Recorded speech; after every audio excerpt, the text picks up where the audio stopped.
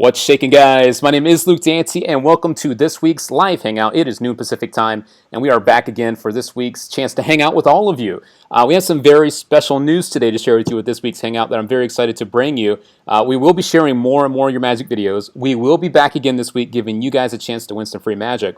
And the reason that we're doing that is because the person that actually created the effect is with me live this week. That's right, my friends, live on the show this week. There he is. What's up, Kozmo from Mr. Kozmo Magic? What's shaking, buddy? Hey, how we doing, guys? All right. Luke, what's up? Hey, I'm doing good over here, man. I hope you're having a good holiday season over there, Mr. Koz. I'm enjoying life. Yes, I am. All right. It's been good. Good deal. And tell us all about this thing that you've released recently, this hot new thing. What is this thing that everyone's been talking about? What is this? Well, it's a glass jar, organic-looking thing that a glass jar that you can do a lot of stuff with. Extremely visual coin penetrations, switching small objects, mercury folded cards, sugar packets, rings. Oh yeah. Tons of possibilities. Great for 3-shell game stuff, and it's something I've been doing. I did on the streets. I'm a street performer, in case you don't know, and I've done this particular effect 30,000 times probably in my life on some street corner around the world. So it's pretty well thought out and lots of great stuff and lots of I think it's the most versatile switch utility device ever created. Right on. All right, so guys, we have Koz to join us this week. He is not only here to hang out with us and to watch the videos and share his thoughts, he's also here to answer any questions that you have, whether it is about the jar, which he was just talking about, or if it's about anything else with magic. As he mentioned, he is a street performer, a busker. He's also just a professional in every sense of the word anyway, and so he has a wealth of knowledge, and he's here to share it with you. So I'm just going to share this real quick, guys, on my Facebook like I normally do and give some shout-outs as well, and I'm sure, Koz, you're watching the YouTube channel as well, aren't you, over there? I sure am. All right. So let me just share this. So if you guys over on YouTube in particular have any questions or thoughts for Mr. Kozmo, give him over on Facebook. Mr. Ariel Shroom is saying hello. I don't know. I think you're a friend of Ariel's, aren't you? Yeah, Ariel's a great guy. He was recently he did a great triumph effect in issue 45, I think, of Real Magic. Right on. Yeah. He was the featured guy there. Cool. Well, this is also a chance for you guys to learn more about Real Magic, which we will be doing too. All right. So this is going to be a lot of fun, guys. I want to give some shout outs here over on Facebook. I see Mr. Ian Fernandez, David Levy. Good to see you. Charlie Hewish. How we doing out there? Renato. Daniel Ricks is always a pleasure. Robbie Moreland. What's up, buddy? Robbie Moreland and The Touch, his brand new release. You guys got to check that out. It's good stuff. Over on YouTube, what's up, friends? I see Farouk, Duncan Bannon, Ricards. Chirag, how we doing? Michael Patterson, I do have some of your magic, Michael, to share on this week's show, so hang tight for that. Marton, always good to see you. Yes, Marton, Kozmo will be watching the videos that I'm putting up too, so if you guys want to get his feedback, you are welcome to get it here. We have our first question, Mr. Kozmo, over on YouTube. You probably see it here. Mr. Magic JJ is asking, hi, Kozmo, how do you attract a crowd? A great question and a great guy to answer the question. Here it comes from Mr. Kozmo himself. Mm-hmm. Well, there's a wicked delay here in the video that I'm seeing, so I'm not sure. But I can answer that question. Let me see. How do I stop? The hardest thing to do is to stop the first group of people. Yeah. And so what I try to do is I try to show them something, maybe walk away. I have a table in the street, so maybe walk away from that table a little ways and get out where people are walking by and show them something real quick, maybe like a coin. I did this coin and eye routine, which made me, some of you guys have seen me do. I did it on the Murphy's lecture thing that I did last month. But it really, I want to go out and I want to show them some magic real quick. Something's real quick and real visual, and is so that they know that I'm good. And then it kind of invite them to my table and start doing magic for them. And as people are walking by, I have conversations with people, and I kind of pick on them and try to get them to come over. So I think the easiest way to build a crowd is to stop that first group is just to do something really, really visual for them, but in their space, not a big distance away. Try to get close to them, and so that you can touch them on the shoulder and fist bump, and do those kinds of things. And Cool. so you have some kind of personal interaction with that first group. Good stuff. And then it just kind of builds naturally after that. Right on. No, I hear you, man. Absolutely. Yeah. I mean, it's like once you get one person involved, the rest of the people kind of get interested, and then it's like a snowball effect. We all just come in and join you, and that's that, right? Yeah, the first group is the hardest. After no one likes to be first. People are sheep. They follow. They don't lead. So got it. All right, cool, man. Another question here. This is a good one. Mr. Marton's asking over on YouTube, what's your favorite plot in Magic? Do you have a favorite plot? That's a big question there. No, I don't. Because I'm more of a comedy magician. So I mean, the sleight of hand stuff I do, I certainly can do that stuff. I do 3 tricks in my show. I do a coin thing, a card thing, and a chop cup routine, which ends up with a signed bill and a lemon. So cantaloupe production, 15 sponge balls from the hat. So cool. That is that particular effect is the strongest thing I do, and has several moments that people walk away with and they remember. So I like plots that that allow me to have a conversation with the audience, and and gives them moments that they'll always remember, and also make them laugh, entertain. So I love that the Kozmo's focusing on what's really important, and that's not necessarily always about the magic. It's about the personal interaction you have with people, which is something some of us tend to forget about because we're so focused on the magic. Sometimes we're more interested in the magic, I think, than they are. And it really comes down to the personal connection you have with people, and that's what makes us all different as magicians. So good stuff. I spend a lot of time with Garrett Thomas. Yeah. You guys are like two peas in a pod, too, when you're hanging out together at conventions and stuff. It's a lot of fun to watch you guys hanging out. Yeah, I spend we travel a lot together. Garrett is the best close-up magician I have ever seen. Yeah. And I think someday he's going to be looked upon the way maybe Cellini or Tommy Wonder or one of those guys. I mean, that's the level. He is a great thinker. Mm-hmm. So we are in a car stuck for 12 hours in intense arguments that we have, talking about all the theory and, but he always talks about this. There's a couple things he says which I really love, and I'll share them with you. He always talks about magic being a conversation and just an opportunity for people to get to know you as a person and as a performer. And he's really right. And another thing he always says that I always love to hear, that I think is really important, and particularly for new magicians. Jeff McBride said it. He said if you want to be a great magician, do magic wherever you go. If you're in the line at the grocery store, do it for people. Just constantly do it, and it makes you better. And Garrett is a strong supporter of that theory. Garrett says that if you can do magic and you can do it at a high level, like Luke does, or Garrett, or maybe myself, it's almost a responsibility to do it, because you're giving people this wonderful moment that they'll never forget. It's just, you bring joy, you change people's lives. I've entertained a million people in my life on the streets, and people say the greatest things. So they come up and they talk about how you changed their day. So if you're a magician, go out and magish.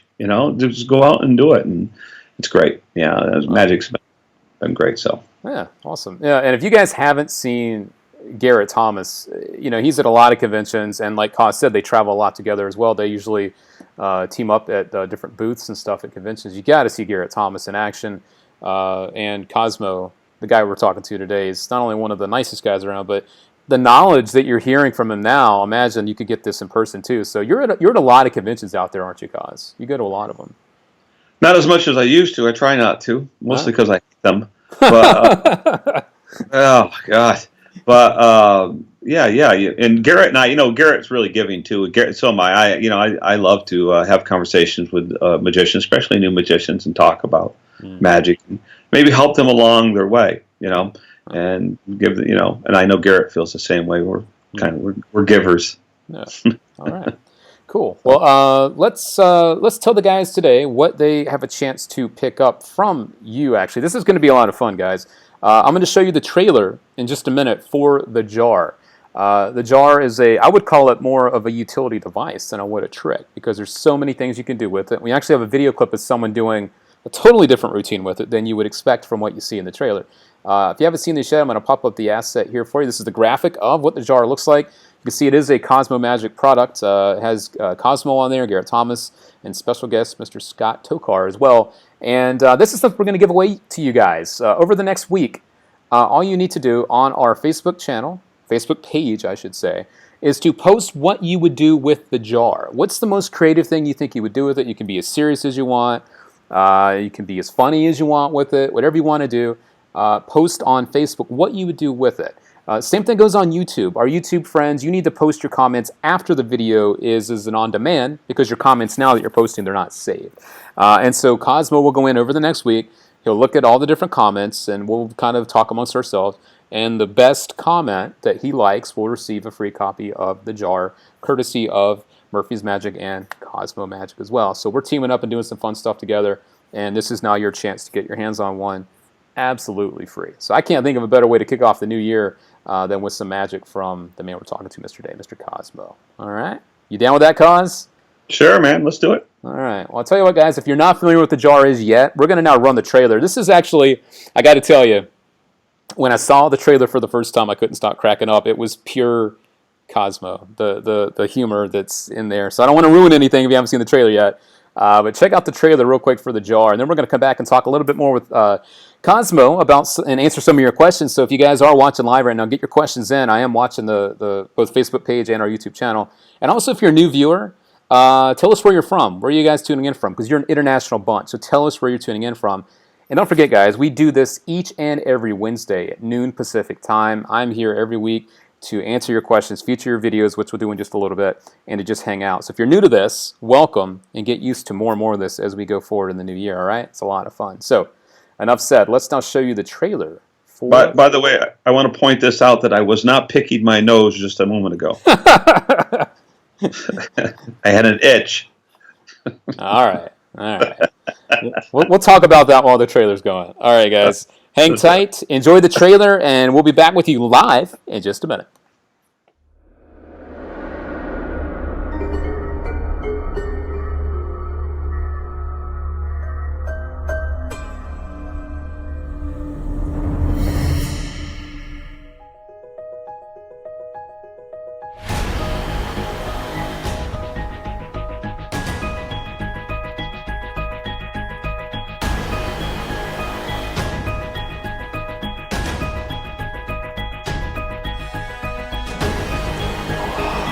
Cut. This is all wrong. This is not right at all. It's just a jar, man. It's just a jar. I'm taking over. I'm taking over right now. This is too much. You know, I've played with all those switch devices, all of them. And I've always wondered exactly what they are. These things don't exist in the real world. When you put one of those switch devices on the table, that's what your spectators are wondering. What exactly is this thing? The jar? Everyone knows exactly what it is. It's a jar. I have a card folded up. I'm going to put it in the glass jar. The lid goes over the top. Now, what I'm going to say to you, Megan, is that this is the very first thing I did. I want you to just take one of the cards, any one you want, and sign your name on it so I know that it's yours.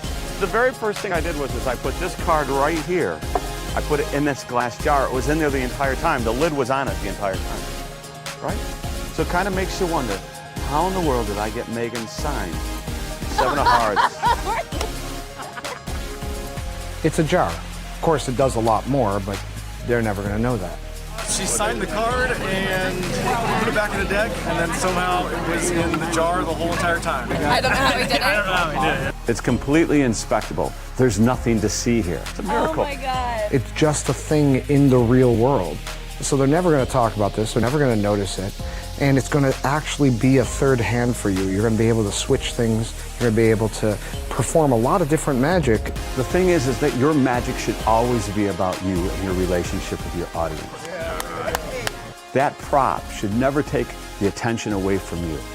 They know what this is. It's the jar.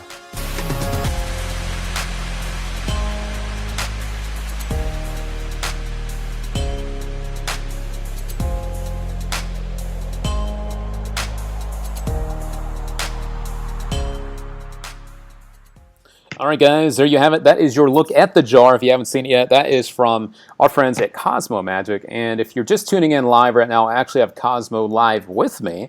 Here he is again. He's hanging out, chilling, enjoying the holiday season with us. And I want to give some shout-outs before we get back into the questions and showing off your magic videos, guys. So I see Jasper Klinkenberg out there, Vince Espinosa, how we doing?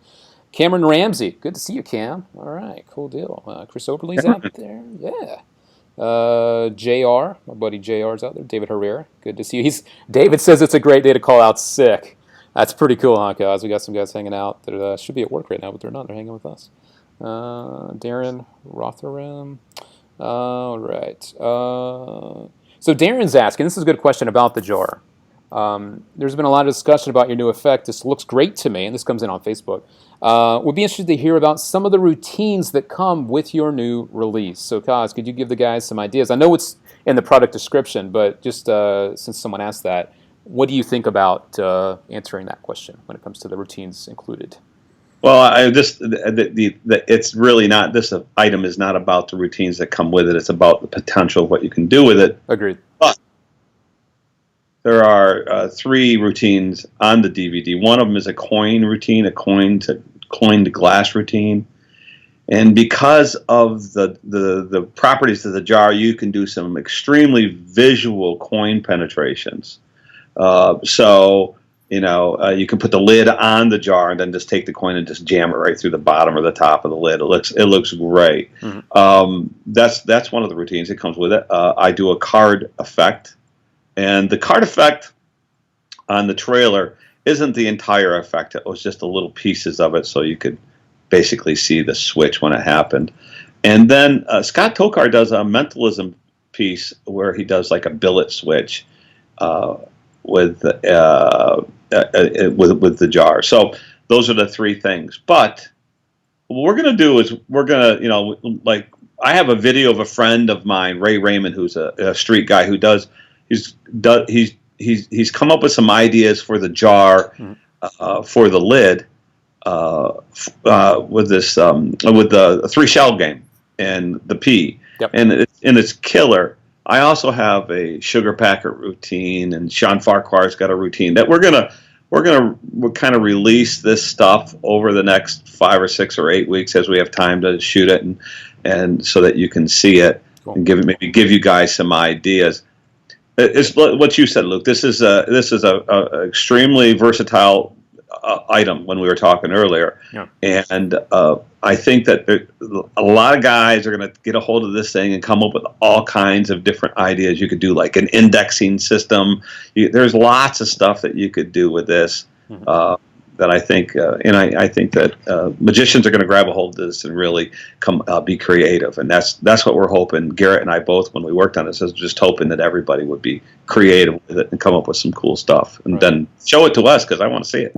Well, we do have the clip that you alluded to there, the one with the 3 shell game. If you want, we could go ahead and run that now and show the guys one of the different ways of using the jar that one of your friends had sent your way, and I actually had the video clip sent to me too. So what do you think? Should we go ahead and show the guys that?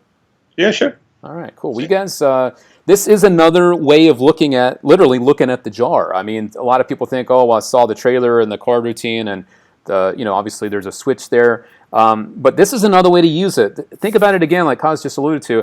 This isn't just a device to do one thing. This is something that's going to open up your mind to, what could I do with it? Oh man, I could do this with it. I could do this with it. And this clip we're about to show you is just another way of using your creativity in a new way with something that's basically being sold as a utility device. That's what it is. But you do get some routines, like you mentioned. And this is one of the routines he will be sharing a little bit later that one of his friends sent in. So let's take a look at that now. This does come from Mr. Ray Raymond, and I like this. So let's check it out. And we will be back live with you guys. If you have any questions in the meantime, feel free to get those in, and we'll be happy to answer them here live with you. We're here on Facebook and on YouTube, so you guys are out there and we're with you. Hang tight. We'll be right back. Alright, so here's some of my ideas with the 3 shell game. Got 3 shells and a P. You can see the P if you like. Actually, they never let you see the P. Just put that right underneath there for safekeeping. They will let you examine the shells if you like, though. So you can examine the shells. Once they've done that, we can get started. There it is. So here goes. You know the basic idea. Keep your eye on the shell, which has the P. Here. So you can see it's over here. We'll try that again. I'll go much slower. This time, look, won't even really mix them up too much for you. So where would you say it is? You can say anywhere over here, just to make sure that never happens again. Here goes. Watch close. And you know what? We'll even keep those upside down. Spectator can put their finger right there on it, and it doesn't matter, because over here inside the jar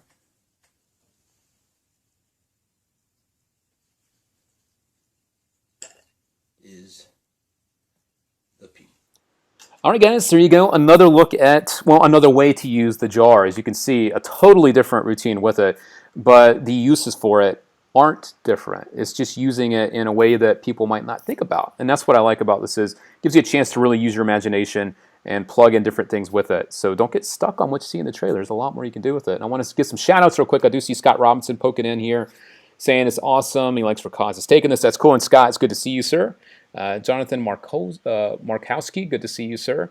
Alex Torre, how are we doing out there? All right, so some good friends here. Over on YouTube, don't want to ignore you guys. See Tyler Scott, Matthew Sidney, how are we doing out there? Chris Cram, always a pleasure, sir. Good to see you, Chris. Got a lot of other friends out here. Gianluca, all right. And again, if you guys are new viewers, tell us where you're tuning in from, wherever you are out there in the world. What's up, California? Andrew Nagy, how are we doing? Rasmus Wilderstrom, how are we doing out there? All right. Jonathan's asking, is this like a chop cup? That's a pretty vague question, but I mean, I guess it's something that people are curious about. Is this like a chop cup when it comes to what the jar is?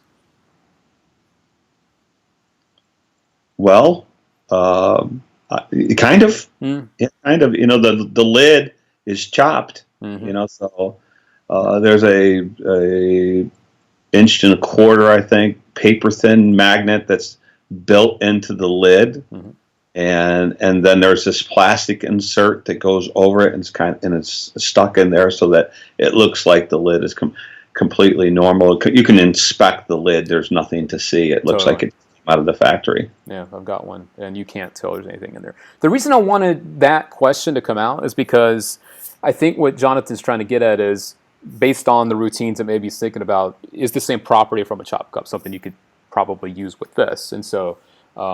I think that's where he was going with that. And Darren is from England, which is cool. We got Vince from San Antonio. We've got someone else from El Paso. That's Robert. Robert, I've got your clip to show. We're going to show some of your clips here shortly, guys, too. What's up, Lakeaton? Good to see you over on YouTube. Good to see you, Robert McGee. How we doing out there? All right. Here's a good question. This one comes from over on YouTube, from Marton. When someone asks what you do for a living, what do you say? Comedian, magician, comedy magician, conjurer, artist? I guess the big question is, when someone asks what it is that you do, I guess as an entertainer, because I know that you're also into production and you release products as well. Are you considered a comedy magician? What do you consider yourself when someone asks you that? Because that's actually something I'd like to know too. I think I'm a comedy magician. And Scott Robinson probably doesn't think so. He doesn't think I'm very funny. But by the way, Scott has a killer little convention down in North Carolina he does every year called the Carolina Close-Up Convention. Great magicians show up at this thing every year, and Scott does I think it's one of the best conventions in the world, really. I mean, if you want to go to a great close-up convention, go to that one. That's the best one. I think I'm a comedy magician. I people ask, I say I'm a magician. I don't get real specific about it. Okay. You know, I mean, I'm a guy. I can do all kinds of magic. I can do close up, walk around, and be serious, or I can make fat ladies pee. So laughing. So well, now, all right. so, Oh my God. you never know what's going to come out of my mouth. And that's, you guys are starting to get to know the man behind Kozmo Magic very quickly now. This is the real Koz, the guy I've known for a long time, and you're getting to know the guy behind the name, right? This is fun. All right. So good question there, guys. Good question. So yes, Tyler Scott's asking, can the whole thing be examined? I think you did answer that. I'm not going to speak for you, but I think we did answer that. But the answer is yes. Is that right? Yes, it is a complete example. And you know, and it's organic. If you're going to use it as a switch device, you know, what switch device can be inspected? Mm-hmm. You know, what switch device looks like a normal object, and what switch device allows you to switch almost any small item? Yep. You know, like a ring or a sugar packet or a mercury folded card or a billet. You know, and then it also allows you to use the lid as a holdout, like Ray Raymond did in the three shell game thing that he did, or has those visual penetrations that they're stunning. So you know, it's so versatile, completely inspectable, organic. Everybody knows what it is. You know, I've always said this about what exactly are those, and it's in the trailer. What exactly are these things that people are, you know, nothing against any of them, but I don't understand. You know, these things don't exist, and I think that all the attention is now shifted over to you know, these devices versus your magic. You know, and you and I were talking about this, Luke, as you know, and I think a good idea with this, and Garrett and I talked about this also on the DVD, is if you're doing walk around, put all your stuff in the jar that you want them to know exists. Yep. So when you get to the table, just take the lid off and pour the stuff out, and just do magic coins, whatever, your sugar packets, whatever's there inside that thing, inside that jar. And it gives it another purpose, and it makes it even less harmless, because people now they know, well, he just carries his stuff in there, and then all of a sudden their signed card is inside that jar that was sealed up the entire time. That's pretty powerful stuff. Makes a lot of sense. Absolutely. All right. This is a good question for you. Actually, there's two good ones coming in. These are from YouTube. This one comes from Andrew Nagy. It's a quick question, but it's a good one. How long have you been doing magic? How long have you been around this stuff, Koz? I was 8, 9, 10 years old, something like that. What are you now? You're 30 now? You're about 30 years old now? Yeah. You know what pisses me off? Oh, no. What? No, is that I'm 60. That pisses you off. I've had this amazing life, right? Okay. It's been fantastic. And, you know, it's starting to wind down a little bit. I'm starting to look at the end a little bit more. You're only getting started, sir. You know, well, I hope I'm only getting started, but I'll tell you what, magic has been great. You know, since a little boy growing up, and then it got real serious in my late 20s, and started working the streets, and you know, it's just been fantastic. Yeah. What was it, to follow up? This wasn't part of the question, but I'm curious. 9 years old, what was it at 9 that got you interested in this stuff in the first place? What was it? Every kid at 9 wants to be a magician. I just never let it go. Yeah. Right. You know. All right. Let's see here. The other question. This is a good one. This one comes from YouTube as well. Christian out there. Christian asks, how do you take your magic to a more professional level, or how did Kozmo do it? So when it comes to wanting to take that leap, which is always a question people want to know, because it is a scary thing. You know, you go from a hobbyist or just someone that dabbles to wanting to make money with this stuff. What's some good advice for someone that would like to do that? Do it. You know, do exactly what McBride said and what Garrett taught. Everywhere you go, do magic for people. And you know, look, if you want to be a good magician, you have to practice sleights, double lifts, top changes, you know, retention vanishes. You practice all that stuff over and over and over, and drill it. Always have a coin in your hand so that your palm looks natural. You have to work at it, but you also have to become and then go out and do these sleights and do these little routines that you come up for anybody who's willing to watch. Work, and then but then you have to become a great performer. You have to be a good performer. To be a professional magician, you have to perform for people. No. So that's the beautiful thing about working on the streets is that I'm always booked. When I started working on the streets, I was young. I would do like 30 shows a day sometimes, 20, 30 shows that were 8 minutes long. I would do them, repeat the same three tricks or 2 tricks or whatever it was over and over and over and over. All that performing time just elevated it. I mean, I just got better and better and better. And your audience always tells you, particularly on the streets, because they just walk away if they don't like it, what's working and what's not working. So you just have to go out and do it. You don't be afraid. I know that a lot of magicians are afraid of failing. Well, you're going to fail. No. But it's not a valid fear because you're never going to succeed if you don't fail. No. You're not going to be good when you start. If you want to be funny, and if you say, I'm going to say that, I'm going to do this trick, and I'm going to say this, and it's going to be funny, and when you go out there and nobody laughs, well, then it's a hard thing to take. It's a minor failure. The real failure is if you don't go out the next day and do it again. Then you failed. You haven't really failed until it's done, and you're done, and you stop. That's when failure occurs. Mm-hmm. That's the only way to fail is to quit, to give up. That's it. Yeah. That's it. Well said. All right, sir. You guys, this is like wisdom just pouring out for you. So I hope you're paying attention here. This is good stuff. Let's see here. Alex Latore is asking. He's asked this over on Facebook too, and now he's on YouTube, so I don't want to ignore you, Alex, and I do see you out there, buddy. He's asking about, Koz, what do you think of effects that don't use classical objects, such as coins, cards, ropes, maybe instead of using more common things like gum, gift cards, Post-its, just random. I guess, what are your thoughts on organic magic? Do you like it? Do you like to stick more with the traditional stuff? What are your thoughts on that? Good question, Alex. I love organic magic. Because stuff that just occurs and just happens. It's fantastic, or at least it appears to just happen. Jeff Price is the guy who does a lot of stuff like that. I think Jeff is great, and I love him. I mean, he's just a great person. But yeah, I mean, he does gum, and that's just great. I love that stuff, and what I think about it is I think it's somebody who's being creative. I mean, it's easy to do a chop cup routine. You've got 5,000 of them that they're out there on the market that you can pick the best parts from each one and make it work. Which is great. But if you're doing something that's completely different than what everybody else is doing, well, that's my hat's off to you. Respect. Yeah. So I love that. Yeah. And if you're doing that, brother, good on you.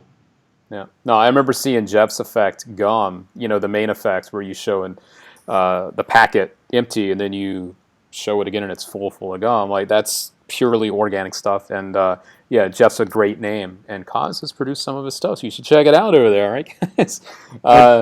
Let's see here. Gum thing.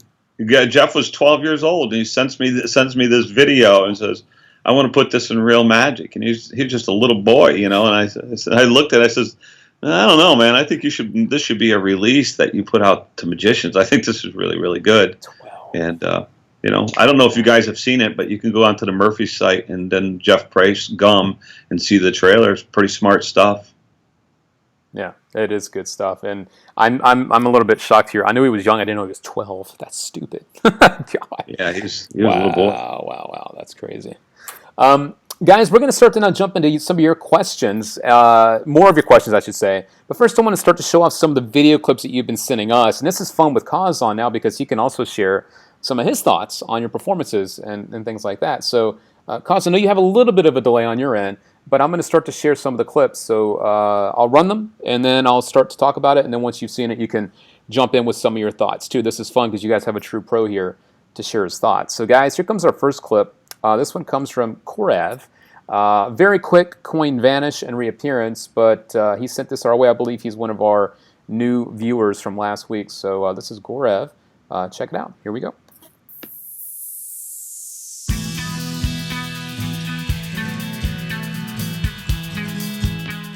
And there we go, guys. A quick little bit with a coin from our friend Gorav.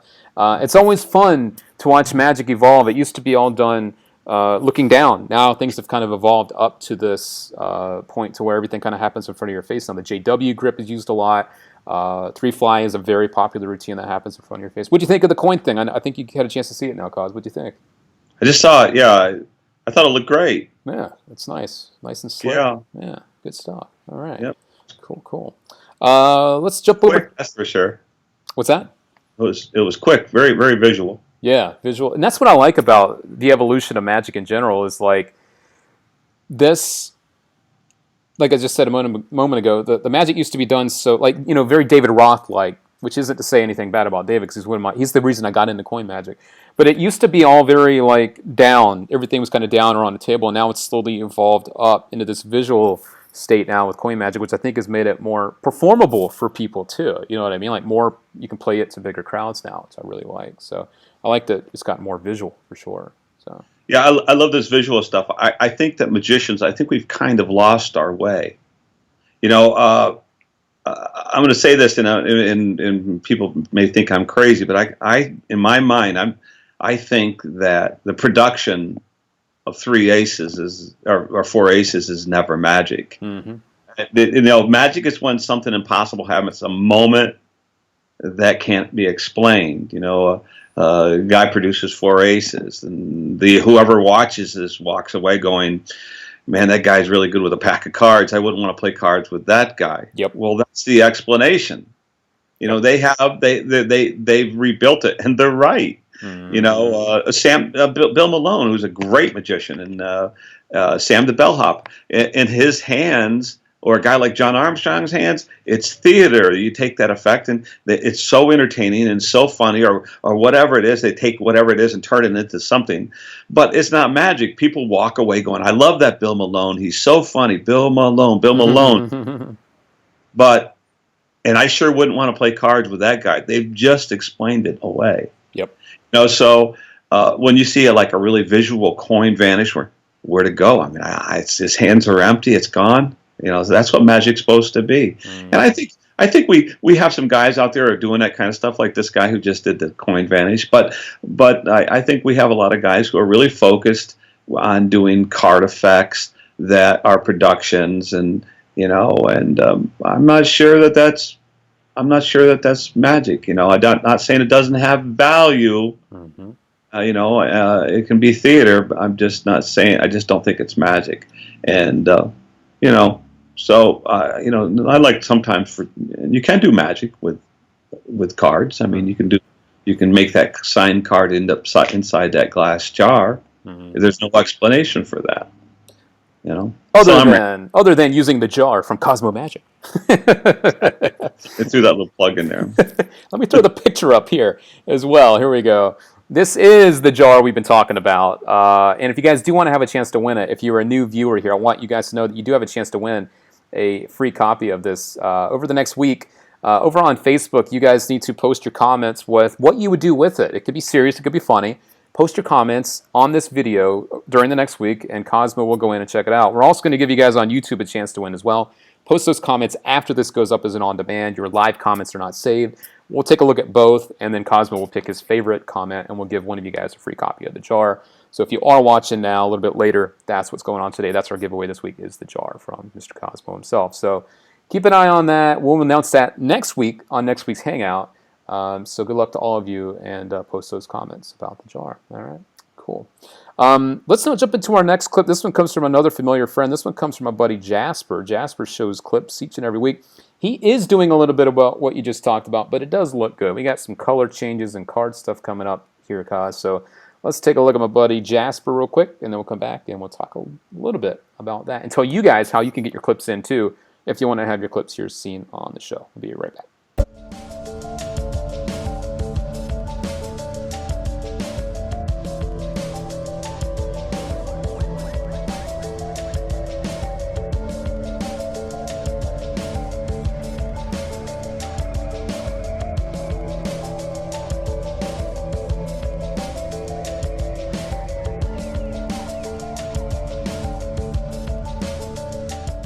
And there we go, Mr. Jasper Klinkenberg. Thank you, sir, for sending that clip our way to check out and share with the rest of our friends on this week's show.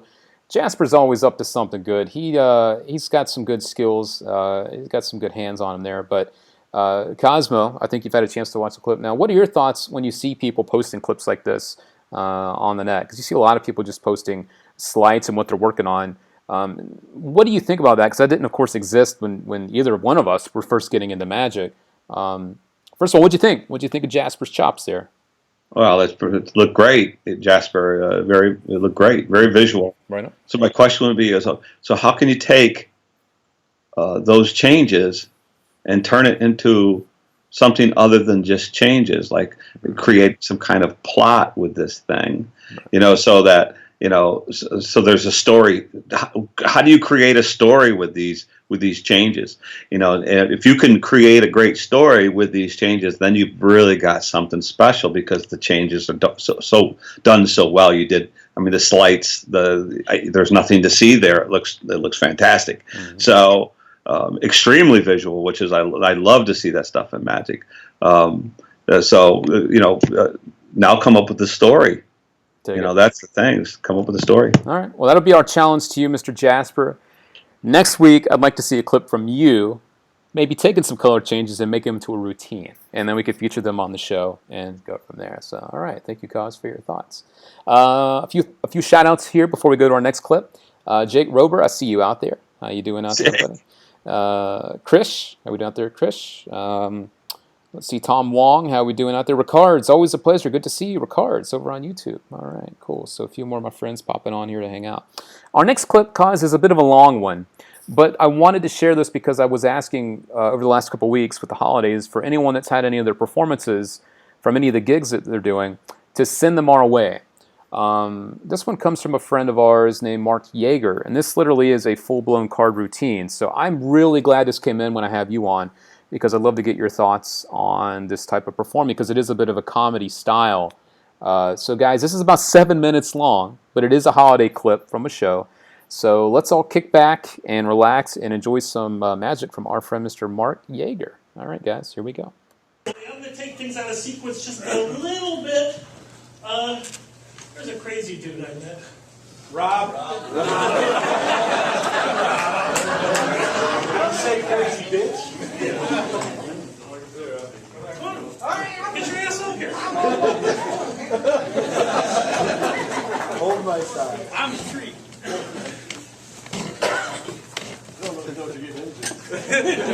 You like card tricks? Watch. Go ahead, pick a card. What he's going to do is we're going to do a card trick where he actually picks. Yeah, that'd be fun, ain't it? For my publicity photos. $29.95. Can you believe that's all it does? Rob, we're going to I'm going to do a trick with you where you're just going to say stop. Stop. And slide that card off the bottom. Okay, I've got a marker here. I want you to take the marker, write your name on the face of the card. Not on your face, on the face of the card. That's where the numbers and the letters are at.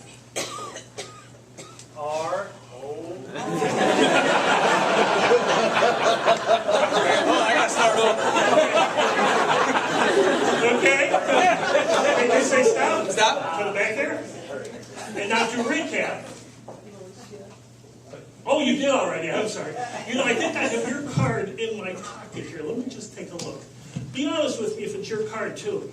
Was your card a 3? No. 4? 5, 6, 7, 8, 9, 10? Okay, how about the spades? The 10, the 9, the 8, the 7, the 6, the 5, the 4, the 3? No. Is he normally as much of a ball of fire? I'm so intrigued. Okay. I'm so nervous. What else is going to happen? I got a big card right here. Was your card the 2 of diamonds? Yeah.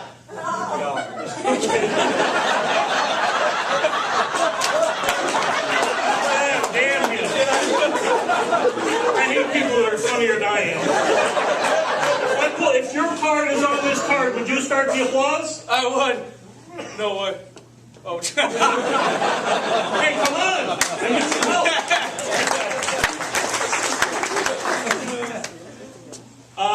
Cards in my shoe. Which shoe? Which shoe? Left or right? Right.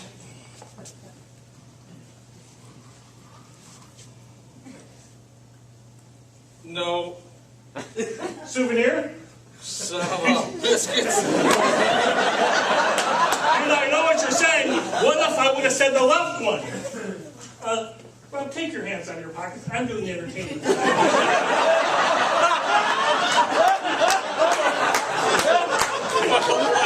Is that it? No. Damn it. God darn it. This is a struggle. Yes, it is. It's more work than you think. Shoes. Let's see.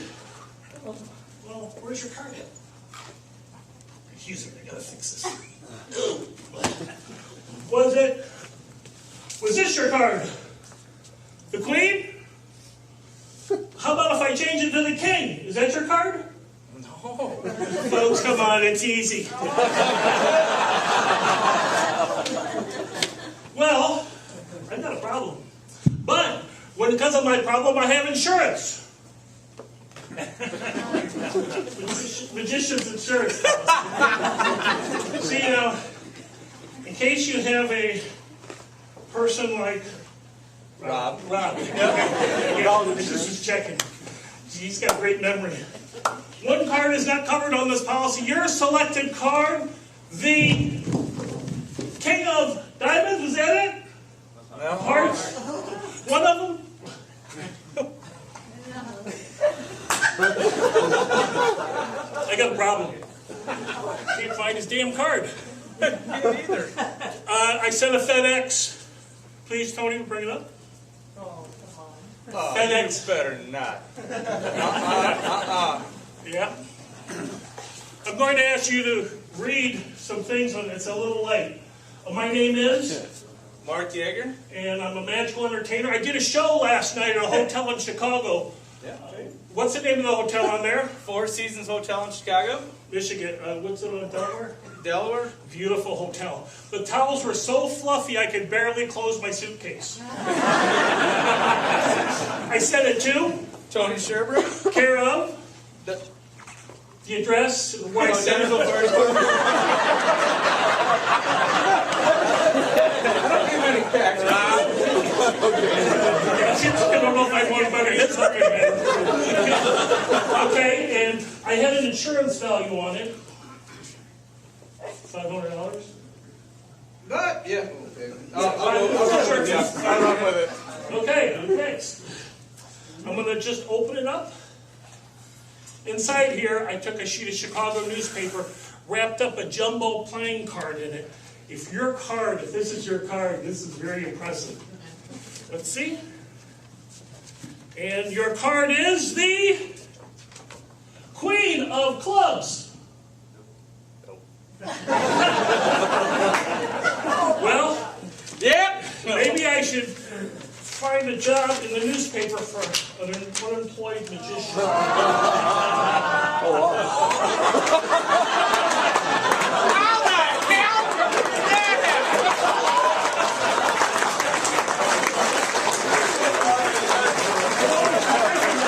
Thank you very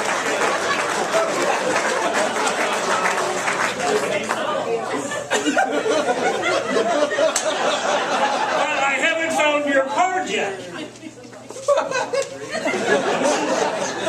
Unbelievable but true. This zippered envelope has, look, it's got my initials on the back, and it's actually got a playing card in it. If I tear that top off, go ahead, take the envelope, open it up, reach inside, and show everybody your signed card. Oh, son of a... Give a big round of applause.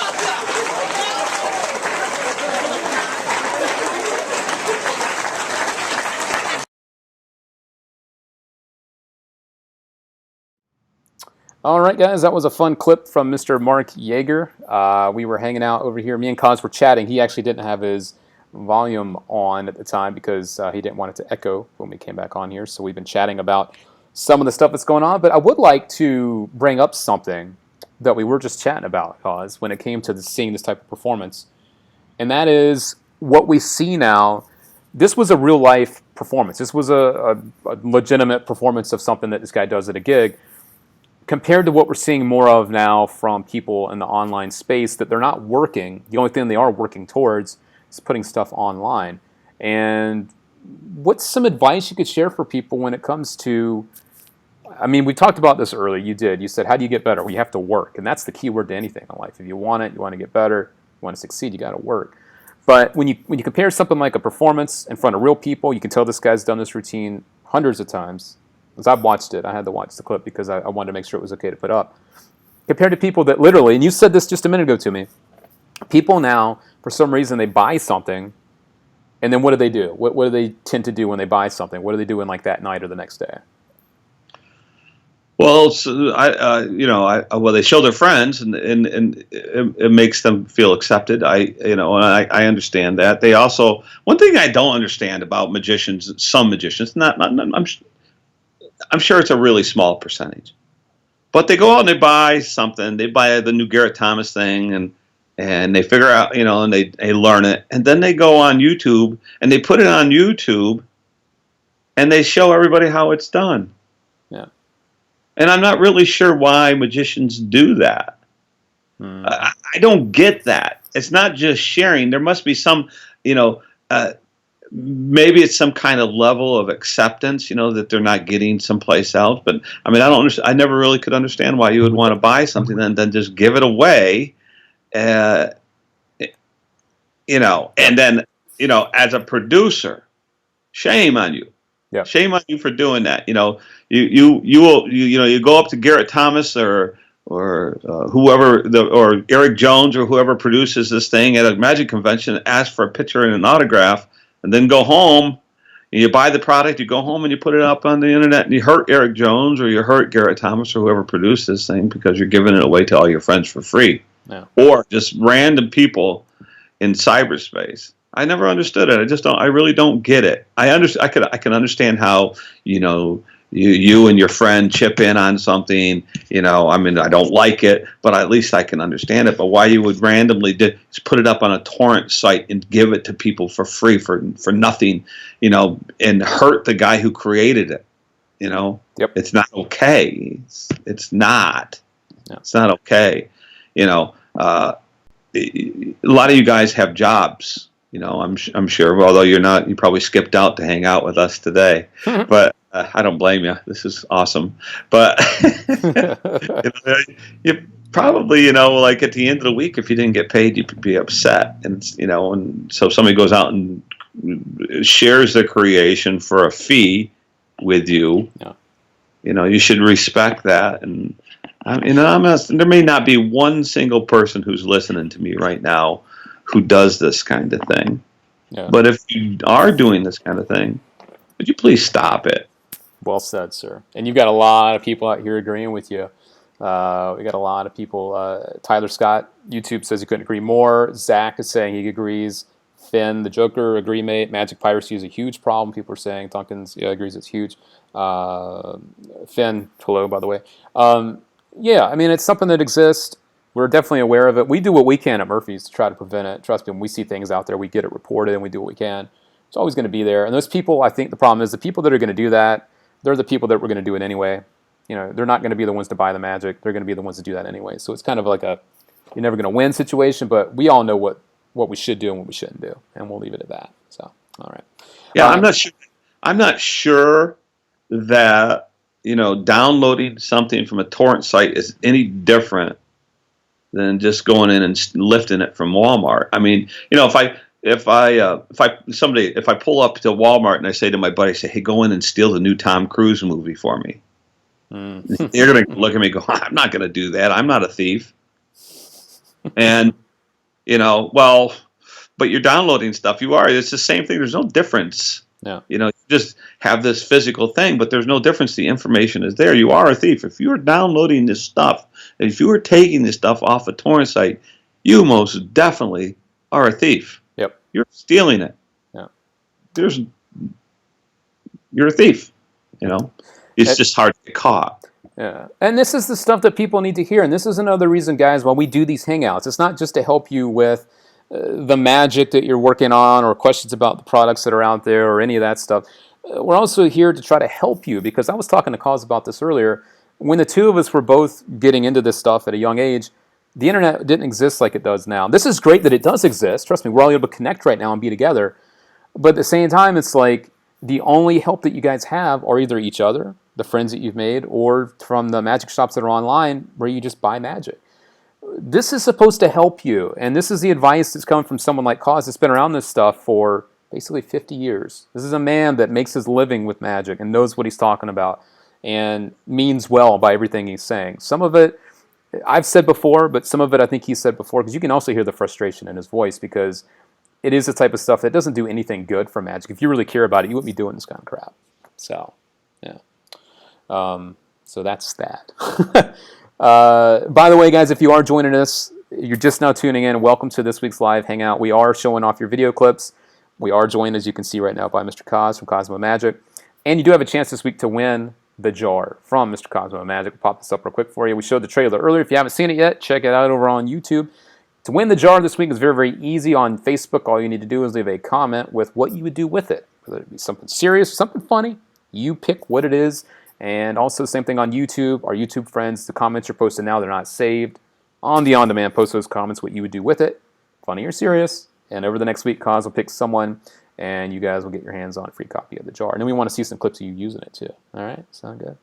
All right, guys. And don't forget as well, we do this each and every week, every Wednesday, noon Pacific time. I'm here with you live to do this. So if you haven't tuned in before, welcome. And I hope to see you again soon. All right. Let's jump to something real quick that I do each and every week, guys. If you are new, we are an hour into the show. This is your way to get your hands on 5 free tricks from Mr. Gregory Wilson. He'll tell you what to do right about now. We'll be back in just a minute to check out more of your clips and to have more of your questions answered. So if you do have questions for Mr. Cos, get them in now, whether you're watching live on Facebook or over on YouTube. Get them in now, and we will get them answered when we come back. All right? So here's 5 free tricks from Mr. Gregory Wilson. I'm going to do everything I can to not sound like a sales pitch. But listen, 5 free tricks right out of my repertoire. They're fantastic, part of my immodesty, but they're impromptu. Listen, pens, bills, everyday objects, anytime, anywhere, you'll love it. Just hit the subscribe button, have a lot of fun. We'll see you on the other side. You can always hit the unsubscribe button. I don't recommend it, but did I mention free? 200, 300, 400. What? It's great. We'll have some fun. All I have to say is limited time offer. While supplies last, operators are standing by. See you soon.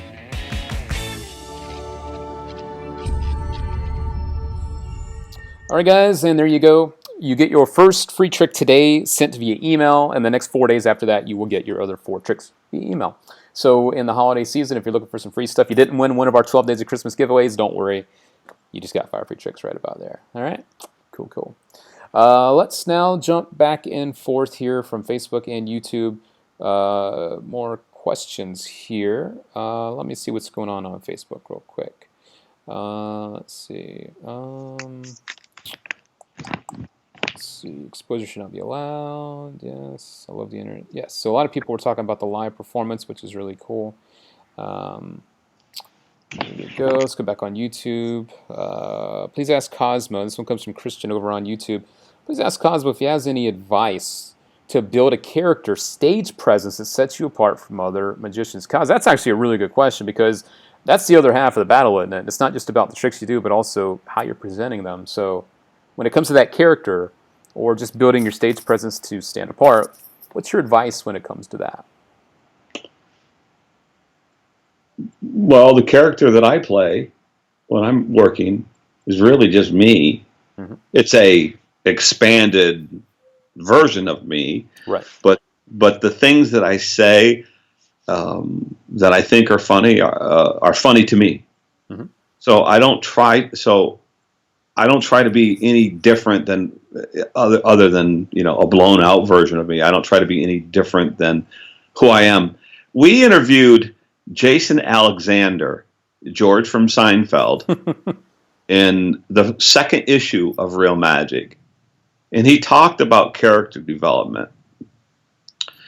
Now, he won Parlor Magician of the Year at the Magic Castle in like 2007 or 2008, I think. Right. And so how does George, this buffoon that the whole world knows, he's one of the most famous actors in the world. Mm-hmm. And how does this guy go from that buffoon to a mentalist, and that can read people's minds?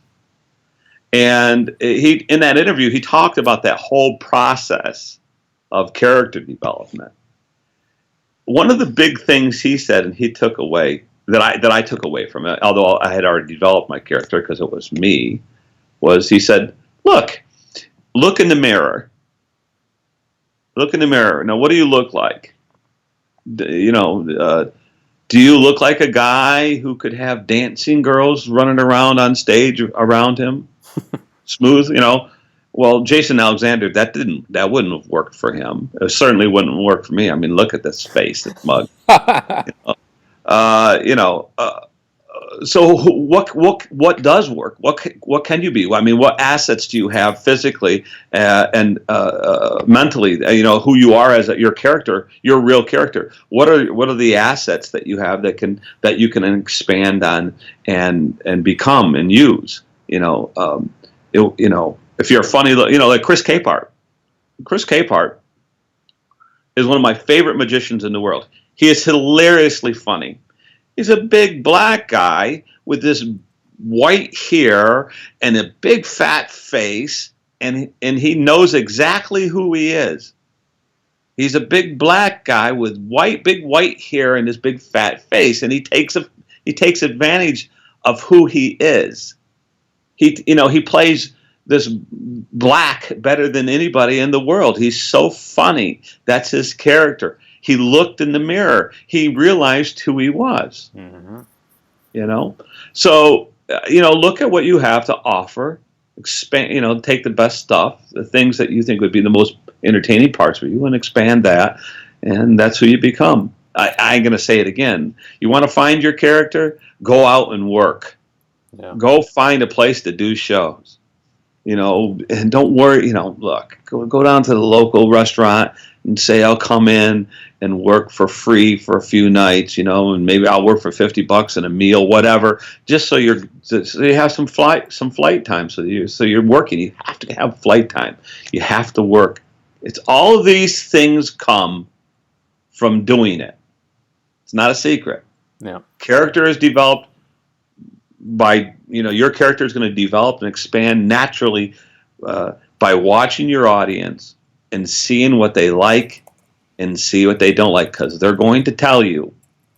So, go out and work. It's the same lesson over and over and over. Just go out and work and do lots of shows, and it'll come naturally. It'll come naturally, So that's my advice. Right on. Yeah, I mean, I don't think there is any real shortcut to success in general or finding out who you are as a performer. You just got to do it.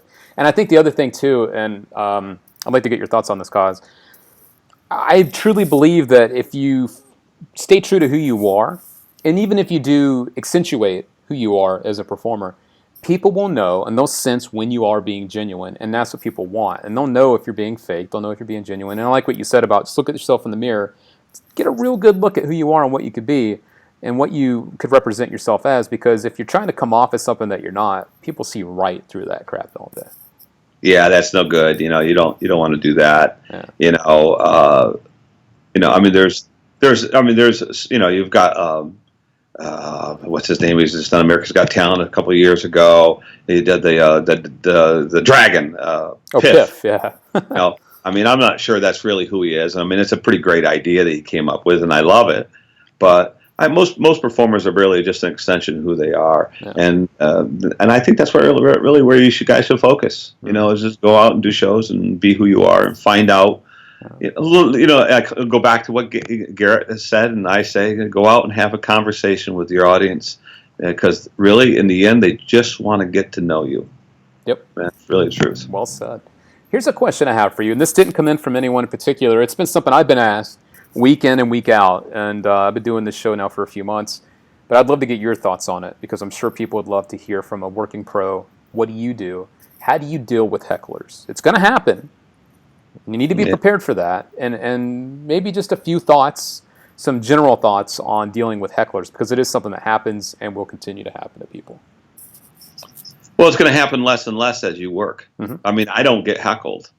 Okay. It doesn't take people too long to understand after watching me work, particularly on the streets, that it's probably not a good idea to heckle me. That's fair. I mean, it's just not going to work out. I've got things that I can say to them. But generally, people who heckle people are like sharks in the water, and they smell blood. Mm. If you're weak, they're going to attack you, because that's what hecklers do. Confidence eliminates hecklers. Well said. Just being hyper confident in what you're doing, just being strong in what you're doing. And hecklers, you'll find that the more you work, the better you're going to be, and the less weakness you're going to have. Mm-hmm. And hecklers will never be an issue once you get to that point. Where your performance is so strong that there's really no point. A lot of times hecklers just want to be part of it. Yeah. And you can use them, and because they want some attention. They're performers too, and they're just performing at the wrong time. So you can always bring them in. But I like it when somebody says something to me on the street, because I've got 1,000 things that I can say back that are going to get laughs, and now it's on. Yeah. And they generally hecklers don't want to destroy the thing. They want to watch it and have fun. So I think it comes down to the same thing that I've been preaching all along here today, and that is go out and work, get good, get confident, and I don't think hecklers are going to be a problem. All right. Well said, sir. All right. Let's now, let's jump to our next clip here. We have some more clips to come in here. This one, actually, I got a couple of them from my buddy here. Actually, let's go to Marton. This one's from our buddy Marton. He's watching live on YouTube right now. He sent me this. He sends me something pretty much every week. And again, this will be a little bit delayed for you, Kaz, but get your thoughts too. Very visual stuff coming at you right now, guys, from Mr. Marton. And I'll tell you when we come back how, if you want to have your clips here, how you can do that too, if you want to have your clips on the show. All right, we'll be right back.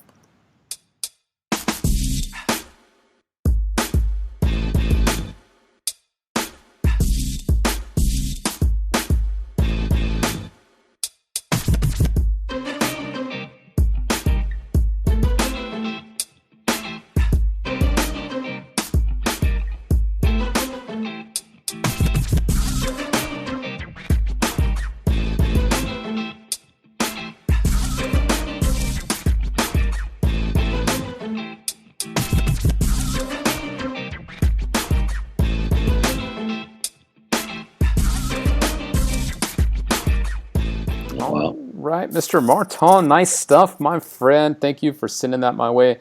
You're always up to something good, sir. You're nice, very nice stuff, and visual as always. So that's what I expect when I see something from Mr. Marton. And Kaz, did you have a chance to peruse that clip? Did you get a chance to see it?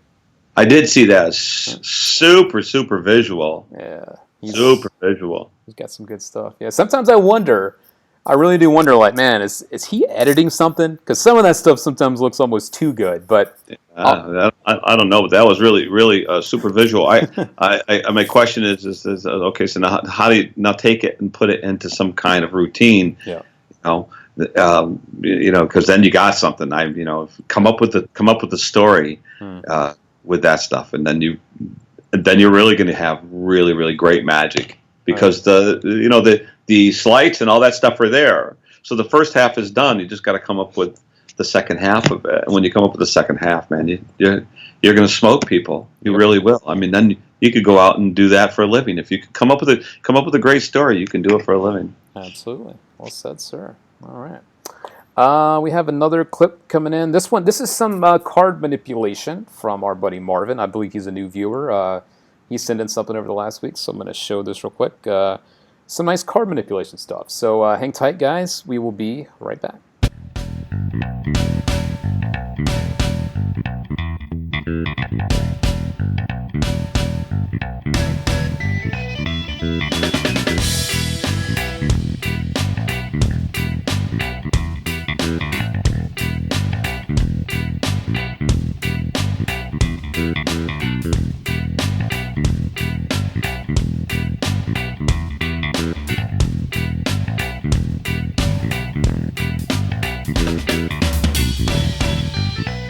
And there we go, some nice card handling from Mr. Marvin. And a lot of people ask, you know, if I want to learn how to do that stuff, what are some good resources? And I think the one I would definitely recommend is Jeff McBride. Jeff McBride is the guy I saw growing up, not only on TV and in person at lectures, but his instructional stuff, some of the best stuff around too. And Koz, what did you think of some of the work going on there from our buddy Marvin?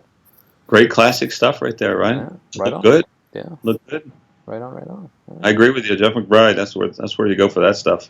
Yeah, man. This guy or this guy right here. Yeah? Oh, yeah?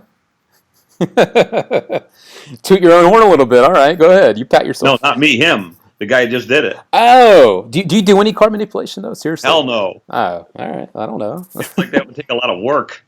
God. Give me a jar. I'm all right. It's almost self-working. That's funny. You got me there for a second. I thought you really did do that.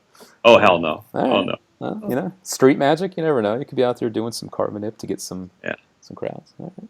Saw a guy out there doing in New Orleans dressed in a tuxedo on Royal Street doing card manipulation. Oh, my God. People stopped him. It was awful. People would stop. He was really good, but it was awful. People would stop and watch it for 10 or 15 seconds, go, that's really great, and just kind of walk on down the road, you know. Get a hurricane and, you know. God. Brutal. Let's see here. We have some more stuff coming in. This one is from, let's see, I did more. This is Mattia. This is a good, quick bit. You're familiar with Mr. Marietti, you know, the Figure Fantasies guy. This is a little bit of that stuff done from our buddy Mattia. This looks good. So let's check it out, guys, and I'll be right back.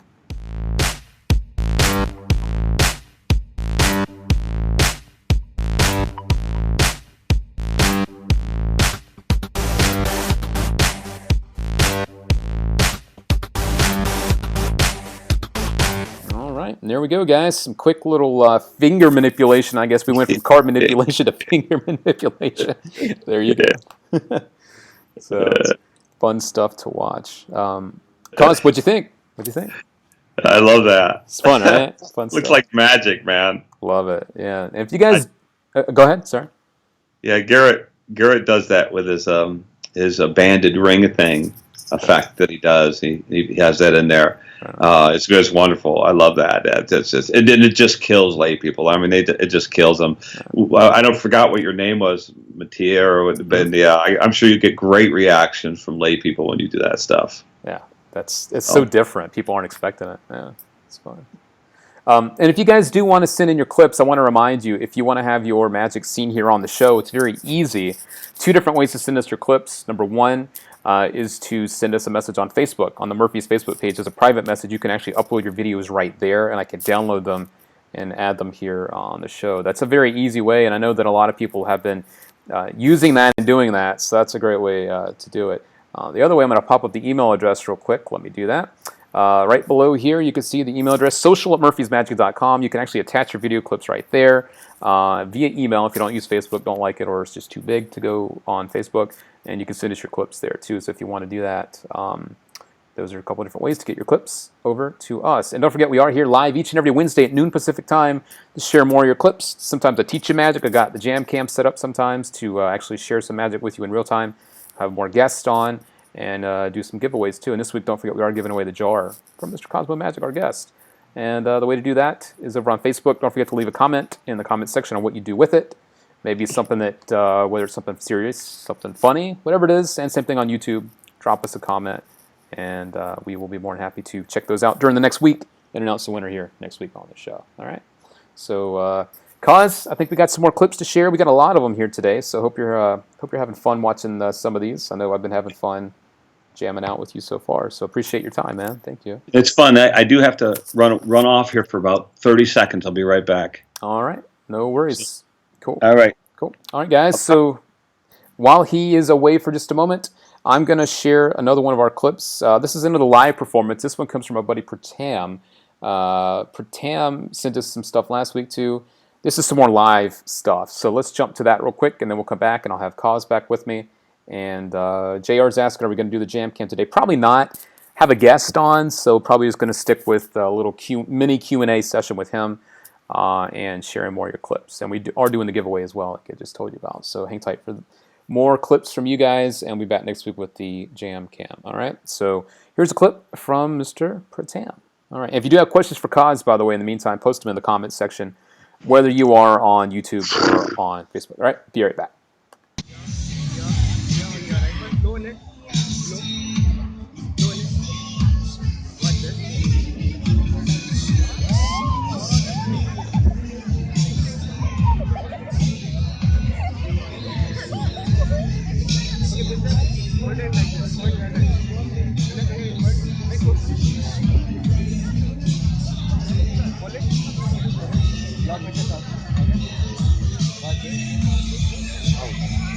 I'm on your side, right? Watch this. From here, not from here, not from here, here. Ignore it. No.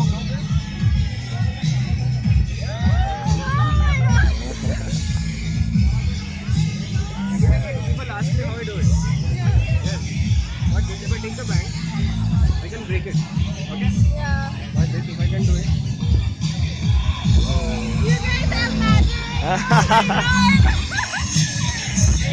All right, guys, there you go. Mr. Pram sent us some clips of some live performances out and about doing magic, and it's always fun to check out the stuff from our buddy Pram. And don't forget, again, if you want to send us your stuff, use the Murphy's Facebook page as a private message, or you can send us an email at social@murphysmagic.com. All right, cool. Let's now jump to another clip. This one comes from our buddy Michael Patterson. This is a version of Flight by Kevin Lee. This is a fun visual piece of magic. And I believe Michael actually worked this out before it came out. So this is like his own little take on it. I guess you call it independent creation. So let's check it out real quick. This is from Mr. Michael Patterson.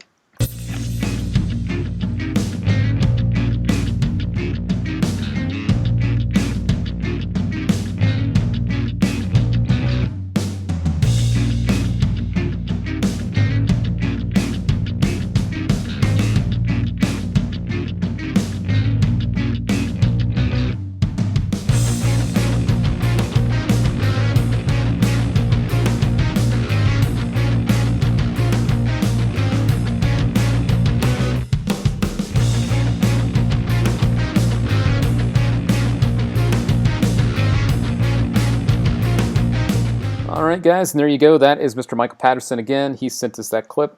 Performance of, looks to be Kevin Lee's Flight. Tear off the corner, suspend it, float back up, and restore it. Nice piece of visual magic there. Koz, what'd you think? Any thoughts? I thought it looked good. Look good? Looked good. Right on. Where's this guy from? I believe he told me earlier in the chat. I think he's from Nigeria, if I'm not mistaken. Oh, yeah. Michael, if I got that wrong, my bad, buddy. I think you are watching this live on YouTube, so if I got it wrong, let me know where you're from. All right. Yeah, well, good seeing you. Let's... Someplace far away. Yes. We have a lot of international friends. That's what's funny, from all over the world. And again, if you guys are tuning in live right now and you're new, let me know where you're tuning in from. It's always fun to learn where you guys are from. Anwar is asking here, Duncan, that was actually called Flight. That's just called Flight. Do you collect playing cards? I think, Koz, I just asked you that, and you gave me the answer of? No. There we go. All right, cool. Yes, and you guys are saying that was Flight by Kevin Lee. That's right, and Shinlin produced that one. That's right. I do have another one from Mr. Michael. This has got some nice little moment in here, so let's check this out. Another clip from Mr. Michael Patterson.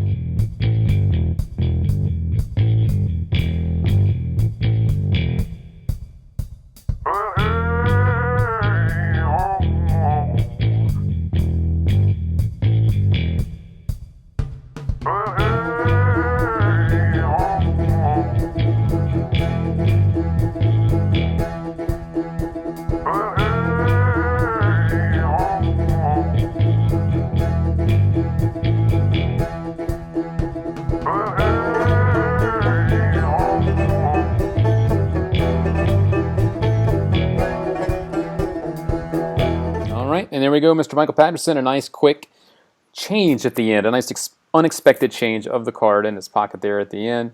Good stuff again from Mr. Michael Patterson. And appreciate you sending that clip our way. What'd you think there, Kaz? You have a chance to check that out?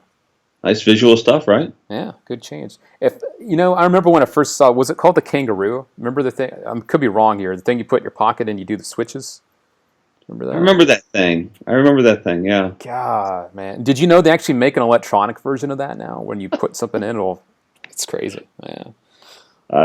That's not my thing. Yeah. Let's see here. A couple more clips. This one comes from my buddy. Actually, this one comes from Robert. I believe Robert's watching live on YouTube right now. This is some nice stuff with a Rubik's Cube. Big fan of Rubik's Cube stuff. I know Garrett does a lot of it too. Your buddy Garrett Thomas does some too. Do you do any Rubik's Cube stuff? I don't think I ever asked you that. You do any Me? ones? Yeah. No, that sounds like work. I'm learning. I'm learning what the criteria is. So I mean, God bless you guys. But man, that's. Yeah, no. So let's check this out. Oh, this is Robert. Yeah, there you are. You're on Facebook, buddy. Sorry about that. I'm going to run this real quick. And while I'm watching Robert, and the rest of us are watching Robert do some Rubik's Cube stuff, I think it's some Cube 3 from Stephen Brundage. If you have any questions for Kaz in the meantime, I know you've been asking them along the way. If you have any more for us, go ahead and get them in now so that I can grab those after this clip comes up. So here comes our buddy Robert doing some Cube magic.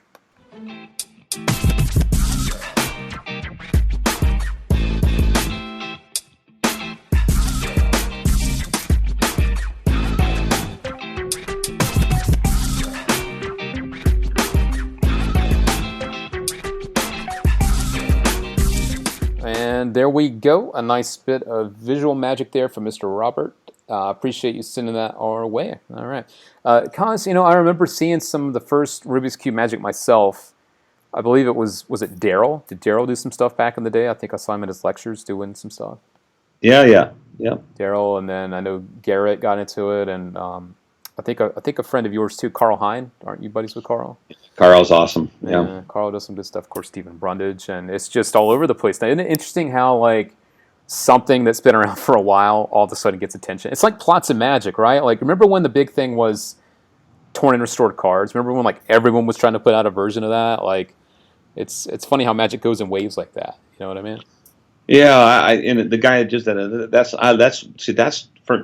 that to me is what magic is. I mean that's visual. It can't be explained. It's powerful. They remember it forever. That stuff that Steve Brundage did on America's Got Talent. Yeah. Some of it was so well done, and I think a lot of that stuff actually some of it was actually Carl's, but with permission. Not saying Steve did anything wrong. Certainly he didn't. Right. But I mean that's stuff that is going to have an impact on his life forever. That changed his life because it was so powerful and visual, and he got to do it in front of all those people, millions of people. So that's what people love about magic, is that moment where it's just they can't explain it, and it gives them that feeling of So yep. Great stuff. And what you just did look great too, man. It's interesting too. I saw last week, right before Christmas, I think Stephen was doing some stuff for cricket. They had him doing a live thing for them, basically a commercial. It's just like you said, man. You do it, and it just takes off from there, right? It's crazy. Yeah, Steve worked the streets in Saratoga, New York. Gosh, now look at it. Yeah, crazy. Yeah, and I don't think he'd be doing that anymore. Yeah, I'm gonna take a guess. Probably not. Yeah. We've got our buddy here on Facebook. Ben Cook is saying hello to me and Kozmo. So Ben Cook, hello. How you doing out there? What's up, brother? All right.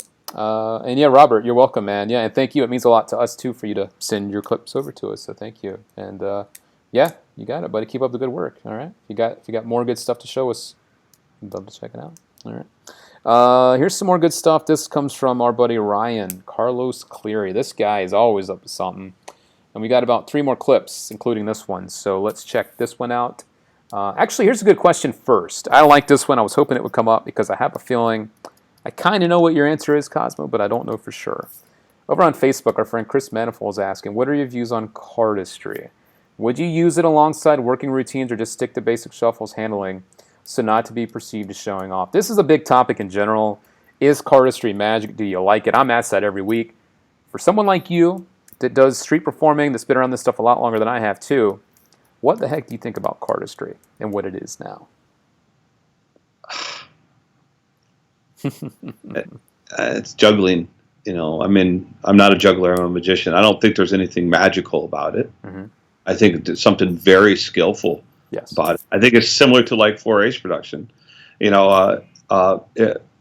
has. Does it have value? Yeah, sure, it can, but it's not magic. So for me, I mean, I learned all kinds of cool cuts when I was younger, and when I say I don't like to work hard, man, I practiced 12, 14 hours a day for years and years and years and years and years. So I did put in my time, but I always look, and I learned some of that stuff. But if that's what you like, that's what you like. I'm just not, but I just don't think it's magic. I don't think it's not magic. It just isn't. It's juggling.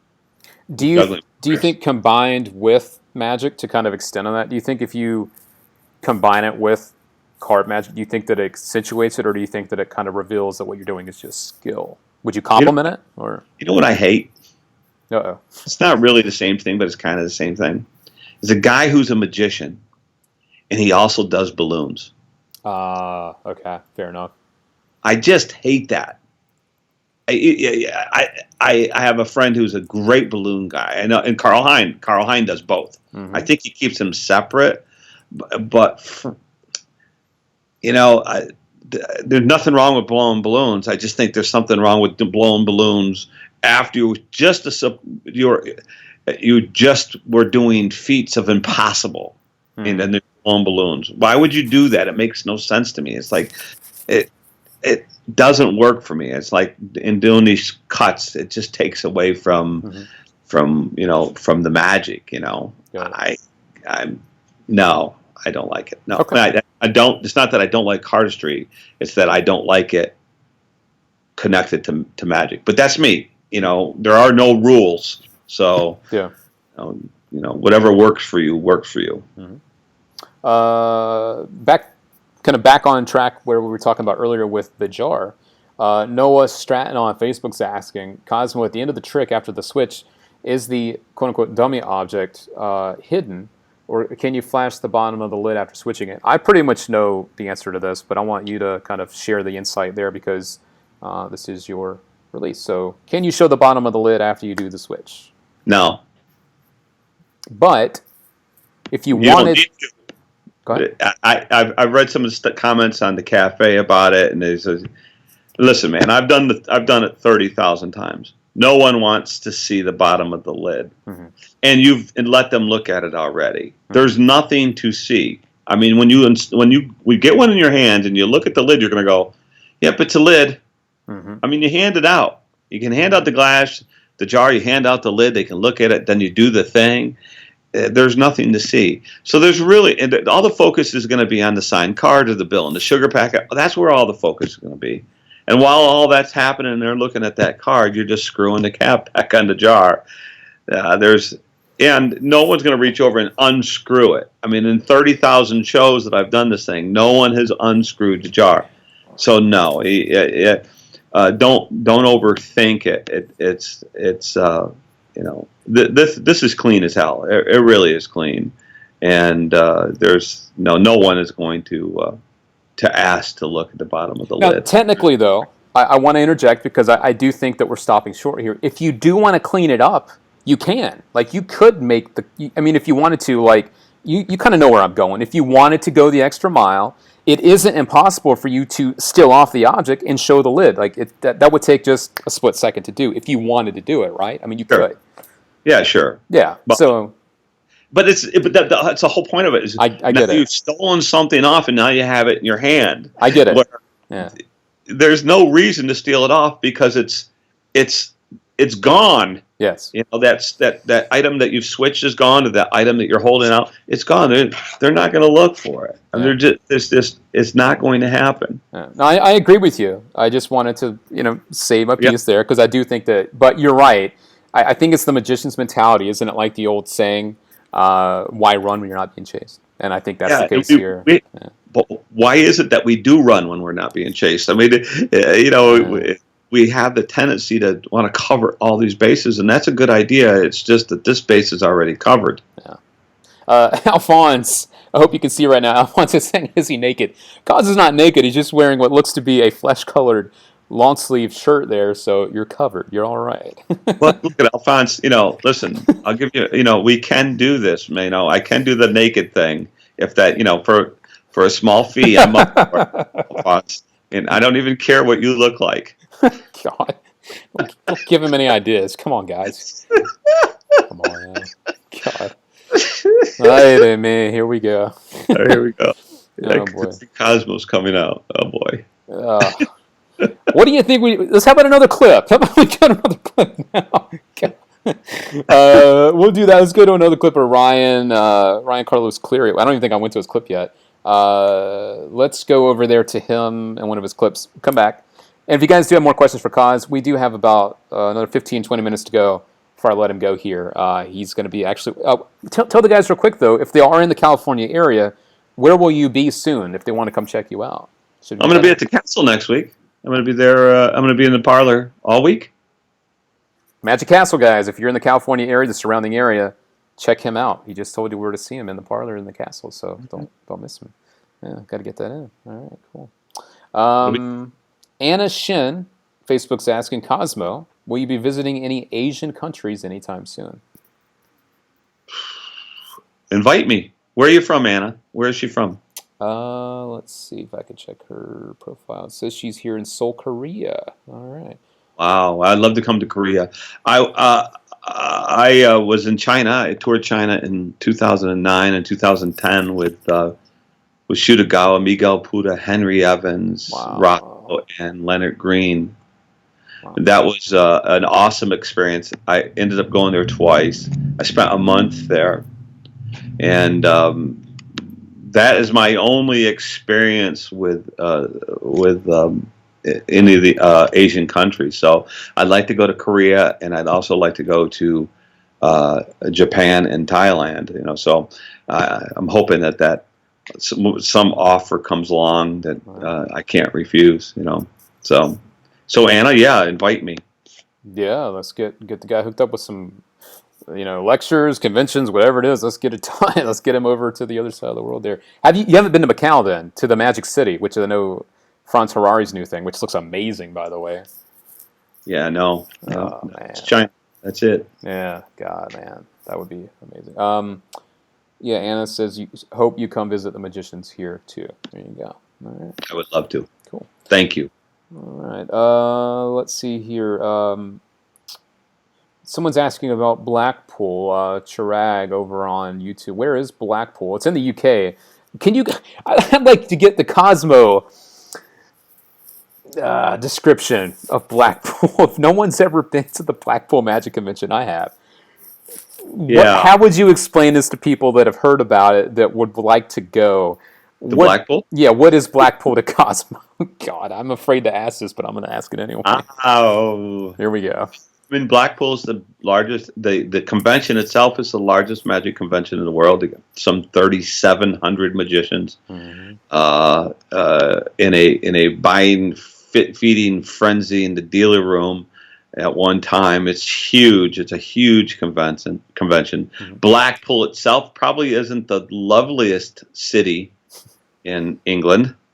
When you go there, it's a touristy trap kind of thing. Lots of not a lot of hotels, but a lot of like bed and breakfasts kind of thing, where you stay, and the rooms are generally very small and very inexpensive. And I think it's a really well done convention. I know that Derek Lever did it for a lot of years, and now he's gone, and Russ Stevens is doing it, and Russ is a class guy, and I'm sure they're going to do a great job over there. And I think everybody should go to Blackpool at least once. Yeah. To experience it. If you're a magician, you should go. And I wouldn't go if I weren't a magician. Nah, yeah, but it's definitely an experience that you should have at least once. I agree with that. Yeah. Here's a good question from Marton on YouTube. Kozmo, do you have any ITRs, or excuse me, do you do any ITR stuff? If yes, do you have a favorite device that you use? So, as a street performer, street performers, we like to use stuff that we can buy at the local store. Mm-hmm. Something, because we're working all the time. So if something, you drop something you want to, like I have 2 chop cups, I have 2 sets of coins, I have, so I wouldn't, so ITR and Threadwork, that kind of stuff, wouldn't be something that I would, plus you have a lot of natural light, wouldn't be something that would be attractive to me as a street guy. Could it be done? Yeah, it could be done, but it wouldn't be.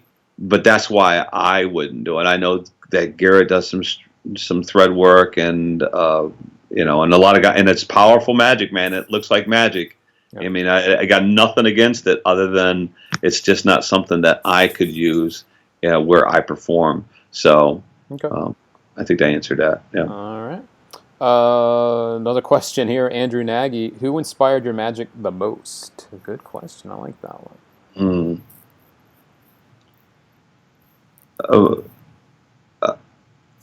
I loved when I was really got into magic steady, really hard. Mm-hmm. I really loved Sankey. I thought Sankey's early stuff was really, I mean, with all the strike vanish stuff with the key on the string thing, wrapped around his neck, and all of that stuff, I thought was just really, really visual, really creative stuff.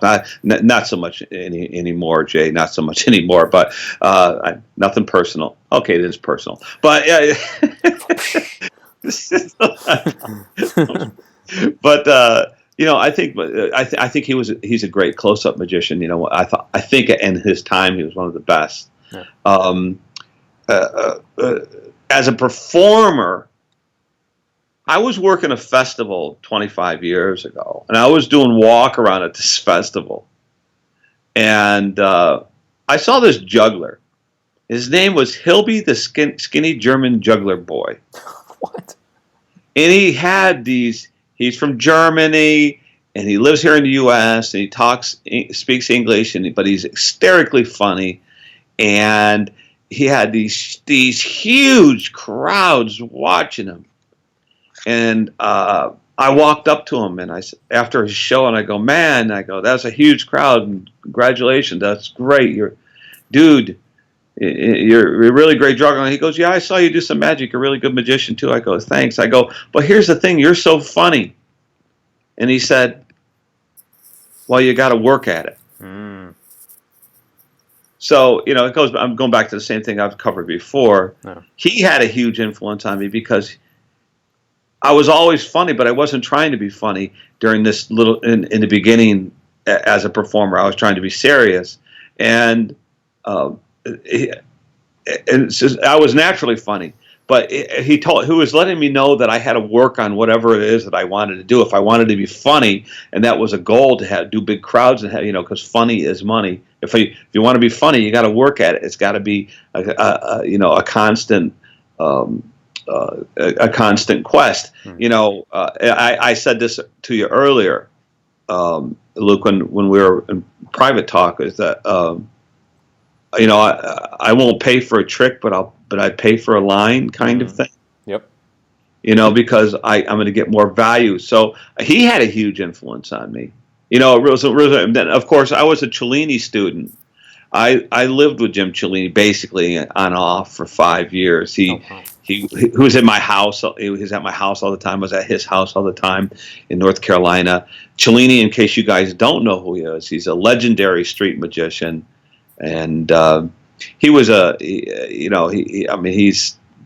was the best, and he did magic with more grace than anybody I've ever seen. He was a Slidini student, and you could really see that influence in him. and he had a great influence. And and as a street, he taught me two things really. I mean, he taught me, and I say this with great respect and love in my heart for the man. He taught me how to be free, and he taught me not to end up like him. Because at the end of his life as a magician, he was broke, and he was broken down, and he was bitter, and he hated magicians, and he never felt like he got all the respect that he deserved. And even though I don't think that's true, I think that magicians know him, really loved him, and respected him. And so he was a great influence on me. And he taught me how to be free. How I could make a living anywhere in the world. Just doing magic on a street corner. And for 25 years, that's really all I did was magic on a street corner. It was a fantastic life that I lived. That's cool. So I'm grateful for him. Cool. So, right. yeah. Here's another nice, speaking of being grateful, I want to let you know, Kozmo. Over on YouTube, a friend says, this is from Jacob Rober, excuse me.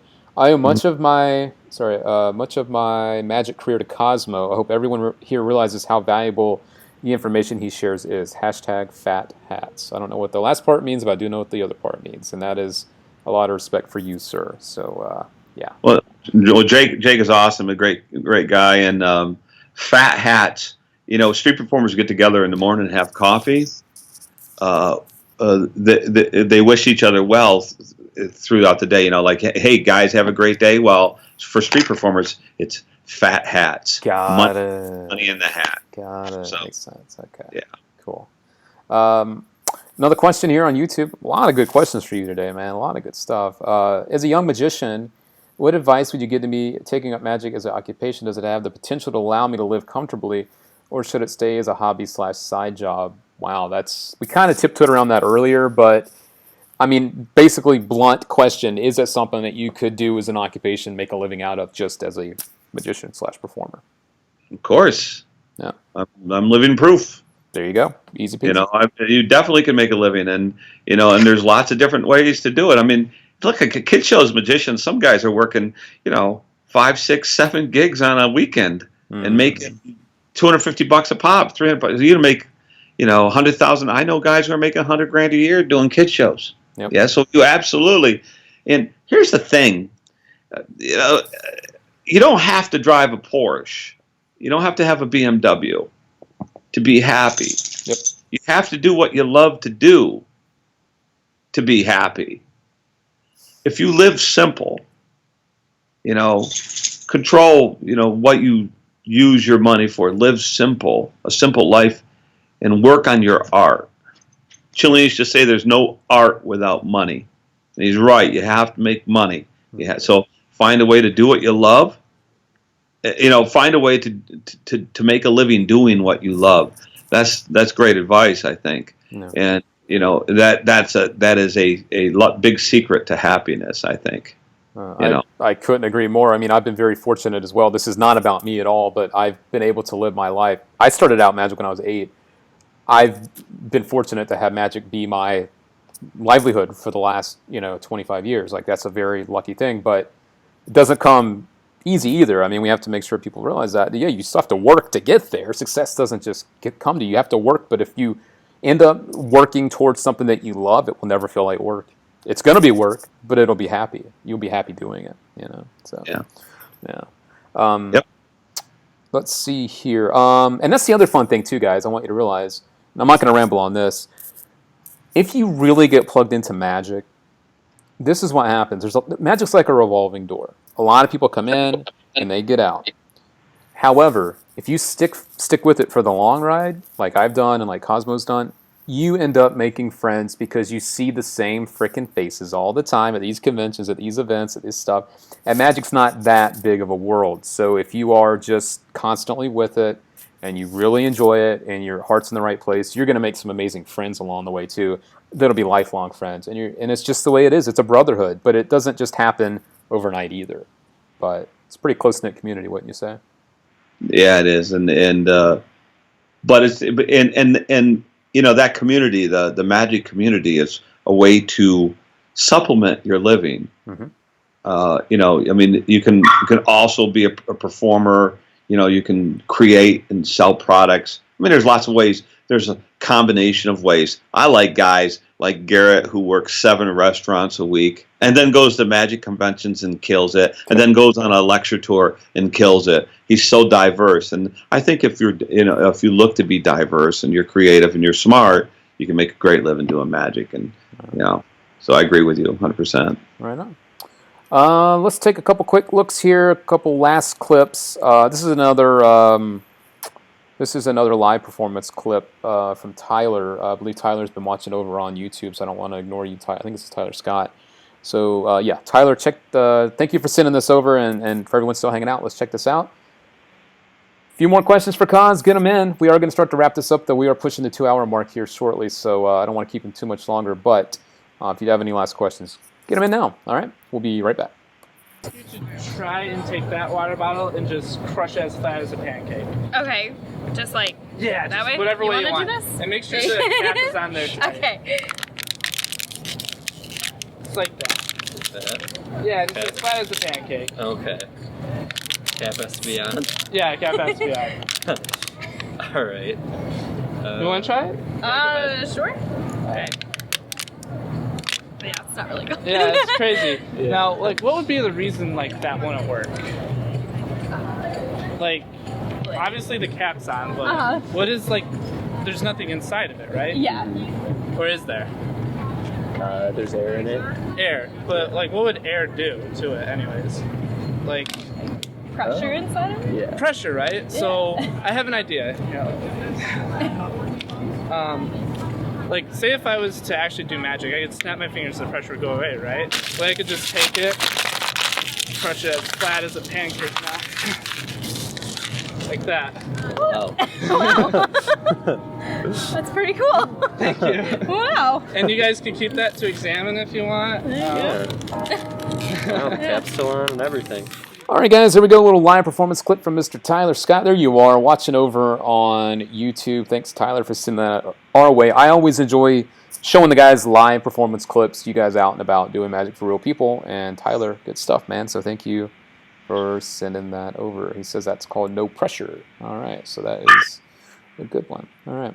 Vince Espinosa over on Facebook says it took him years to be able to support himself with magic. Yeah, it doesn't happen overnight, but if you do want it, just like anything in life, guys, if you want it, you'll find a way to get it. And if you don't really want it, you'll find excuses to not get what you want.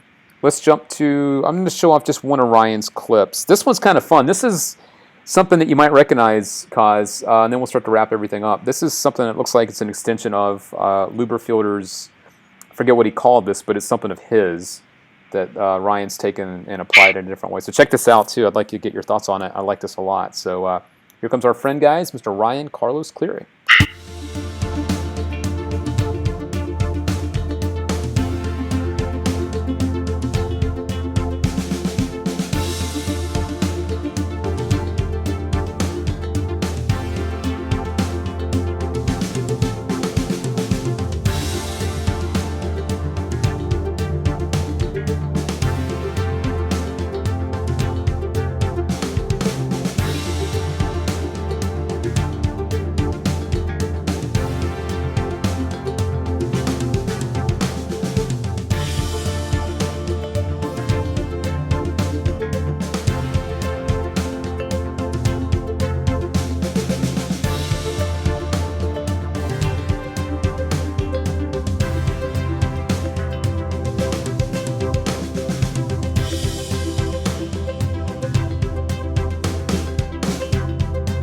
All right, guys, there you have it. Another clip from our buddy, Mr. Ryan Carlos Cleary. You can find him over on Twitter and Instagram. He's always posting up video clips of stuff he's doing. I don't remember the name of that, but I do believe that is a version of something from Luberfielder that you can find out there, and maybe be able to find the name of it through Ryan's social channels. Cos, what'd you think? I thought it looked great. Right. Yeah, you talked about it. I've never seen anybody turn their hand over like that. It looked great. Yeah, nice little addition to that. Yeah, right on. And for you guys just tuning in, I want to, as we wrap this up, I want you guys, again, if you're just tuning in now, to realize you do have a chance to win a free copy of The Jar from Kozmo Magic, from the man himself chatting with us today. This is something you get your hands on one of two different ways. If you're on Facebook watching live right now, post a comment of what you do with the jar, whether it's a very serious type of routine or maybe something kind of funny you would do with it. Anything goes. Post your comment on Facebook in the comment section between now and next week, and we will pick out our favorite from that. Or you guys over on YouTube can do the same thing. After this goes up as an on-demand, post your comments on what you do with the jar, most creative idea, funny, serious, whatever. And between the two of those, Facebook and YouTube, we'll pick our favorite. Cosmo will, actually. I'll send him a list of the ones that come in, and he'll pick his favorite. And one of you out there will get a free jar to play with and to work on your own routines with. And we hope to see some clips from you working on that too. So, all right. Also, something else you guys can get today. This was something Kaz and I were talking about that we want to hook you guys up with. So, Kaz, I'll let you take over. But if you want to get 72 hours of free magic, I believe that's what you said, Kaz. How can people do that are watching live right now? Well, I do Real Magic magazine, Real Magic, we've been doing it for 8 years. The first 4 years or 5 years, it was on DVD only. It's a video magazine that comes in the mail. Then we created this online presence. We created this online thing. We're almost like the Netflix of magic. Mm-hmm. So there's like every issue of Real Magic, but then there's like live events and all kinds of additional content that you can watch. And what I'm offering to you is better than me to explain it, is to let you see it. So if you guys send me an email, here's my email address. It's Kozmo, Kozmo Magic at me.com, me.com, Kozmo Magic at me.com. Send me an email, and I will turn Real Magic on for you guys anytime you want for 72 hours for 3 days, and you can just watch it. So if and check it out. I think you'll really like what we're doing. Like I say, we're heading in the direction of Netflix for magic. There's a lot of great content up there, and so if you're interested, shoot me an email, CosmoMagic@me.com. All right, and Kaz, since we are live, what is the next live thing that you have lined up for 2017, if you don't mind me asking? I did talk to Chris Randall about doing something soon. Okay. The new issue, issue 47, Steve Spill is on the cover. Mm-hmm. And we go on a tour of Magicopolis. Nice. Which is kind of cool. There's always great effects, great tricks. A Christian Painter does a mentalist column. Doc Eason does a column called Behind the Bar. Cool. Garrett's on there all the time. John Armstrong. Lots of great people involved in this project. It's been going on for a long time now. There's virtually hundreds and hundreds of hours of video online.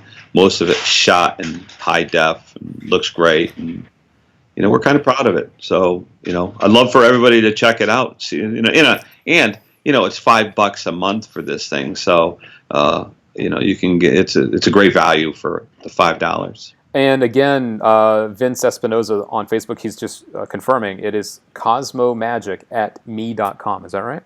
That's right. And that's for you guys watching on YouTube that didn't get to see that. That's Kozmo with a K. So Kozmo Magic at me.com. So do that. 72 hours free for Real Magic. And Real Magic, if you want to check it out, isn't spelled R-E-A-L like real. It's spelled R-E-E-L like a show reel. So there you go, guys. Check it out. It does have a lot of good stuff. And Kozmo's been doing this for a while, so there's a whole library of stuff on there that will definitely keep you busy if you're looking for something to do this holiday weekend. You will definitely find more than enough to take up time for your holidays. You'll be good. You'll be golden. Yeah. So try to get a hold of me by the end of the day, Friday, if you want to watch it this weekend, because I'm going to be flying to LA. So all right, you got it. And our buddy Ariel Shroom says the best deal in magic. Can't recommend it enough. So there you go. All right. David Brock is saying here, I'd love to have the jar to do some coin routines and or minimalism reveal. There you go. David Herrera is saying Kozmo is the real deal. Thanks for sharing your wealth of knowledge. Got to go. I may hit you up tomorrow or this weekend. So there you go. Thank you, Mr. David, for sharing your thoughts there. And thank you again to Kozmo for hanging out.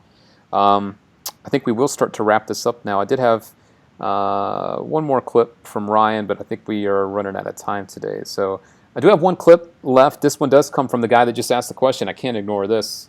Mr. Vince Espinosa, I do have your clip. So I'm going to show this. This is our last clip, Kozmo, I promise. And then we're going to start over. wrap everything up. So I know this has gone on for a long time, but I'm having a great time, man. So yeah, I can't believe it's been 2 hours already. All right. I love to talk about magic. Me too, man. Trust me. Me too. All right, so one last clip for you guys, and then any last questions, that's it. And then we'll be out of here. Don't forget, we will be back next week, next Wednesday, noon Pacific time, for another live hangout. So I'll be back in just a sec. Here's a clip of our buddy, Mr. Vince Espinosa.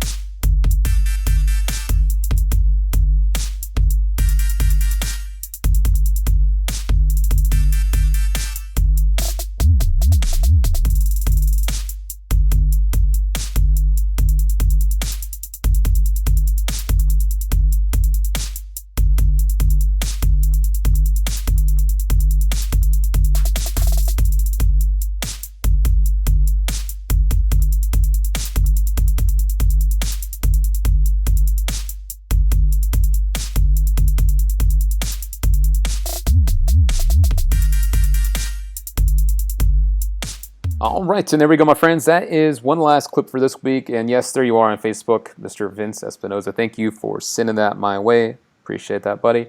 Kaz, what'd you think, man? Good stuff? I thought it looked great. Yeah. Looked great, Vince. Yeah. Super clean, very visual, and good stuff. Well done. If you guys do want to send your clips in, one more time, I'm going to tell you how to do that. If you are a new viewer to the show, you can use the Murphy's Facebook page as a private message. You can send us a direct message there and actually attach your video clip there. A lot of people don't know you can do that, but you can and you should. The other way to do that, if you want to send us an email, maybe the file's too big, or maybe you just don't use Facebook. I know a lot of people don't. Use the email address below. That is social@murphysmagic.com. That is a great way to get in touch with us and to attach those video clips if you want to have them featured here on the show. We get literally dozens and dozens of these each and every week. So if I didn't get a chance to show your clip this week, I'm sorry, but I got in as many as I could, along with our special guest this week, who I would like to thank again for coming on the show and spending basically now 2 hours of his time with us and with you guys. Kozmo, man, thank you so much for allowing us to do this with you in between the holidays here, in between Christmas and the New Year. I appreciate you squeezing us in to do this in the chat about the jar and just to ask you all these other questions these guys had for you. So thank you. No, I had fun. I love talking to guys about magic. That's hope you guys got something out of it. So there you go. Yeah. That's fun. Thank you. Thanks for having me. No, this is fun. And I had one last question for you. And I want to ask this one because this is something you are known for. And I want to make sure that you're the person that gets this person's question answered. And I'm going to ask the question, but then I'm going to get you to answer it in a different way. Kozmo, this one comes from Zach SVL on YouTube. Kozmo, do you have any tips for street performing? That's vague. So when it comes to street performing, what is, if someone wants to get into it? Because a lot of people think, and there's a confusion, and that's kind of where I wanted you to go with this. There's a misconception. What they've seen on TV is street performing, street magic. And what street magic really is and what it takes to actually legally even be able to do it. Could you give some very generic advice on street performing? Because there aren't a lot of guys that do it well and that are known for doing it, and you're one of those few people. So when it comes to that kind of advice, I'd love for you to share some thoughts, maybe just a minute or two when it comes to street performing, if you don't mind. Or longer, whatever you need to do. Yeah. Yeah. Well, advice about street performing. Working on the street is 1 year of working on the streets, doing shows on the streets, is like 10 years of doing shows anywhere else. Mm-hmm. You immediately know what they like. You immediately know what they don't like because they walk away. If they stay, then they like it. Yeah. You can read them. That ability, work in the streets, you can go out and you can work every single day. You're always booked. You can do 8 shows a day if you want. Mm-hmm. Always, and look, my advice would be, to do maybe an 8 or 10 minute show in the beginning. It's better to do 10 minutes of great material than 25 minutes of mediocre. Mm-hmm. And if you do go out and do an 8 or 9 or 10 minute show, that show will naturally expand and get bigger because you're going to get better and you're going to recognize all the things that are working and keep them and get rid of the things that aren't working. You'll find more and more things that work as you create more and more ideas. You're going to have more ideas because you're actually doing this. Yeah. And so it's a great place to become a stronger performer. And this is what I'm going to say about this. The hardest thing about being a street magician is coming back the next day after you got your ass kicked. That's the hardest thing, because you're going to get your ass kicked. There's going to be rough days. But if you come back the next day, you'll have a chance to succeed. And it takes a little courage. But, you know, I say this, in my life, the greatest gift I've ever been given, other than my wife and my kids, my family, is a little show that's taken me all over the world. It's truly been my greatest thing that's ever happened to me. That's cool. And it's always my wish that when I have a chance to talk to you guys like I did today, that somebody's inspired enough to go out and give this try and has the same kind of success that I've had. Because I truly am the most blessed guy on the planet. I'm blessed to be here.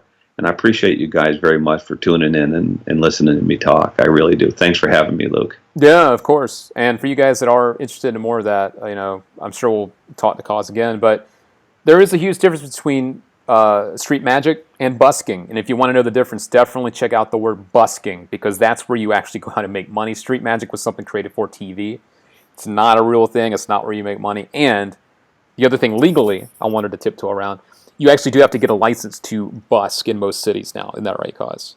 A lot of cities, some places like New Orleans, you don't have to, or New York City, you don't. Okay. But Burlington, Vermont, and LA, you do have to have a license, and they're not hard to get. Yeah, it's not a bad thing to have to get a license, but yeah. No, it's not. I just want to make sure people are interested, that they do need to at least look into it, because if you don't, you're going to get your butt handed to you by the cops. You could end up losing money before you even make any. So there you go. Yeah. Well, Cause, that wraps everything up for this week and our hangout. And thank you again for joining us. Happy holidays to you and your family. And a lot of people are saying now thank you as well. Vince Espinosa saying thank you, Luke. Kozmo and Murphy's for bringing the knowledge for us. Yeah, Kozmo. I mean, that's the one thing that does come to mind when I think of your name. That's just plain knowledge. I mean, you've been everywhere with your magic. The magic's what's taking you everywhere, is what I should say. And that says a lot. And you also produce a lot of great magic. And that's something else I want you guys to realize. When you see Kozmo Magic with a product, when it's associated to a product, and this is not me saying this is a guy that works for Murphy's. This is me saying this is an honest thing, because you guys also want the honest advice from me. And that is, when you see magic from Kozmo, you know it's stuff that you're actually going to use, because it's meant for workers, from workers. And that's the only stuff you put out, isn't it, Cos? I mean, you don't fluff it, right? I have no interest in stuff I like real stuff. That's what we do. Yeah. So and you can tell by the people I work with, and Doc Easton and Garrett, and and I worked with Eric Jones, and so these guys are workers. Yeah. All right. Well, guys, thank you for all tuning in. And Cos, I'm going to throw back to a single shot of you. I just want to give you one last shout out. Thank you again for coming on, spending so much time. And again, guys, if you want to get those 3 free days of real magic, what's the email address one more time? CosmoMagic@me.com. All right. Here we go, guys. All right. Well, thank you, Cos. We'll end this in just a minute when we wrap up the show.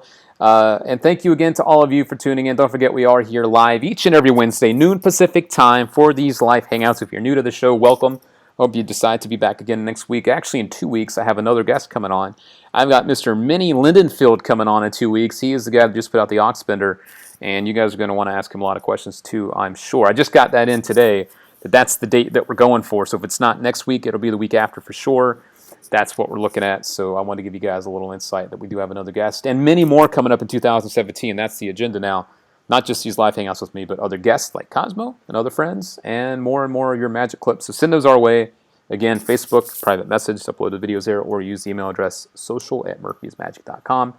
And last but not least, if you're tuning in late, we are giving away a free copy of the jar. You can check out the picture right about there. That is something brand new from Kozmo Magic, just released today officially, actually.